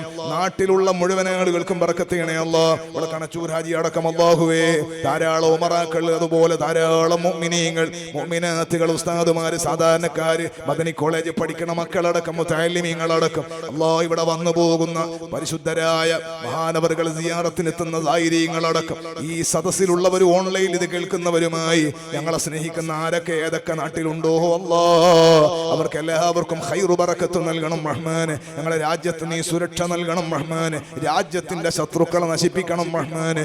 റബ്ബേ ഞങ്ങൾക്ക് എല്ലാവർക്കും ഇസ്സത്ത് നൽകണം റഹ്മാനെ. ആളുകൾ ഹജ്ജിന് പോകുന്ന സമയമാണ്, ഹാജിമാർക്ക് ബറക്കത്ത് ചെയ്യണം റഹ്മാനെ. കുടുംബസമേതം ഞങ്ങൾ ഞങ്ങൾക്ക് എത്രയും പെട്ടെന്ന് തൗഫീഖ് നൽകണം റഹ്മാനെ. മുത്തായ തങ്ങളെ കാണിച്ചു തരണം റഹ്മാനെ. മരണം ഖൈറാകുന്ന സമയത്ത് കാമിലായ ഈമാനോടെ കലിമ ചൊല്ലി തിരിച്ചു വിളിക്കണം റഹ്മാനെ. ഹിസാബില്ലാതെ നരകം തൊടാതെ ജന്നത്തുൽ ഫിർദൗസിൽ ഒരുമിച്ച് കൂട്ടി നിന്റെ ലിഖാ തരണം റഹ്മാനെ. എന്റെ അഭിവന്യരായ ഉസ്താദ് ശൈഖുന കാടാച്ചർ ഉസ്താദ് മദനിയാണ്. ആഫിയത്തുള്ള ദീർഘായുസ്സ് കൊടുക്കണം റഹ്മാനെ. ഇവിടെ പഠിച്ചതാണ് അല്ലാഹു. അതുപോലെ അവിടുത്തെ അനുജൻ അബ്ദുറഹീം മദനി ഉസ്താദിന്റെ ആണ്ടിന്റെ 1ാമത്തെ ആണ്ടിന്റെ ദിവസമാണ് ഇന്ന്. അല്ലാഹുവേ അവർക്ക് മഗ്ഫിറത്ത് നൽകണം റഹ്മാനെ. നമ്മുടെ ജലാലിയന്റെ ശൈഖ് മഹാനായ ശൈഖ് ശുഐബ് ആലം തങ്ങളുടെ ആണ്ടിന്റെ സമയമാണ്. അവരെ ദറജ ഏറ്റി കൊടുക്കണം റഹ്മാനെ. റബ്ബന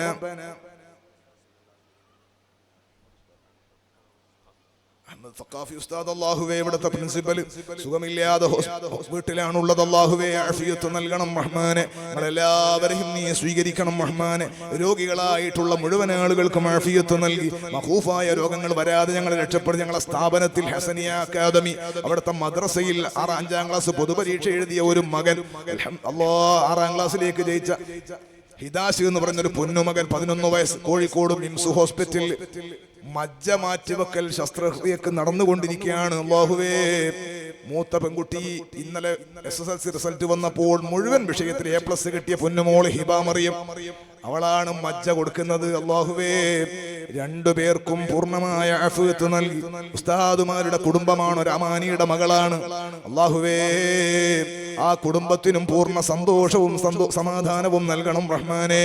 എന്റെ ദർസിൽ പഠിച്ചിരുന്ന എരുമാട് നൗഫൽ സക്കരിയ എന്നൊക്കെ പറയുന്ന കുട്ടികളുടെ ബാപ്പ മുഹമ്മദ് ക ഇന്ന് മരണപ്പെട്ടതായി അവർ വിളിച്ചു പറഞ്ഞു. അല്ലാഹുവേ ആ മുഹമ്മദ് കാക്ക് നീ മഗ്ഫിറത്ത് നൽകണം റഹ്മാനെ, മർഹമത്ത് നൽകണം റഹ്മാനെ. ഹിസാബില്ലാതെ അവരെ ഞങ്ങളെല്ലാ മഹാന്മാരെ കൂടെ സയ്യിദ് മദനി തങ്ങളെ കൂടെ ബഹുമാനപ്പെട്ട മുഹ്യിദ്ദീൻ ബാബ തങ്ങളെ കൂടെ അവരെ ഉസൂൽ ഫുറല്ല മഹാന്മാരുടെയും കൂടെ താജുൽ ഉലമയുടെ കൂടെ ബഹുമാനപ്പെട്ട താഴക്കോട് ഉസ്താദിന്റെ കൂടെ ബാബ ഉസ്താദിന്റെ കൂടെ തങ്ങൾ ഉസ്താദിന്റെ കൂടെ ഇവിടുത്തെ എല്ലാ മഹാന്മാരായ മുൻകഴിഞ്ഞ ഉസ്താദുമാരുടെയും കൂടെ ഞങ്ങളെ സനദിലുള്ള മഹാന്മാരുടെ കൂടെ ജന്നത്തുൽ ഫിർദൗസിൽ ഒരുമിച്ച് കൂട്ടി നിന്റെ ലിഖാ തരണേ അല്ലാഹ്. മുത്തുനബി സല്ലല്ലാഹു അലൈഹി വസല്ലം തങ്ങളുടെ മുറാഫഖ തരണേ അല്ലാഹ്. ഈ സദസ്സ് ഞങ്ങളുടെ ജീവിതത്തിൽ അവസാന സദസ്സാക്കാതെ ദഅവത്തിന്റെ വഴിയിൽ കണ്ടുമുട്ടാനുള്ള ഇടം തരണേ അല്ലാഹ്. റബ്ബന ആതിനാ ഫിദ്ദുനിയാ ഹസന വഫിൽ ആഖിറതി ഹസനതൻ വഖിനാ അദാബൻ നാർ. റബ്ബന തഖബ്ബൽ മിന്നാ ഇന്നക അൻതസ് സമീഉൽ അലീം വതുബ് അലൈനാ ഇന്നക അൻതത് തവ്വാബുർ റഹീം. ആമീൻ ബിറഹ്മതിക യാ അർഹമർ റഹീമീൻ.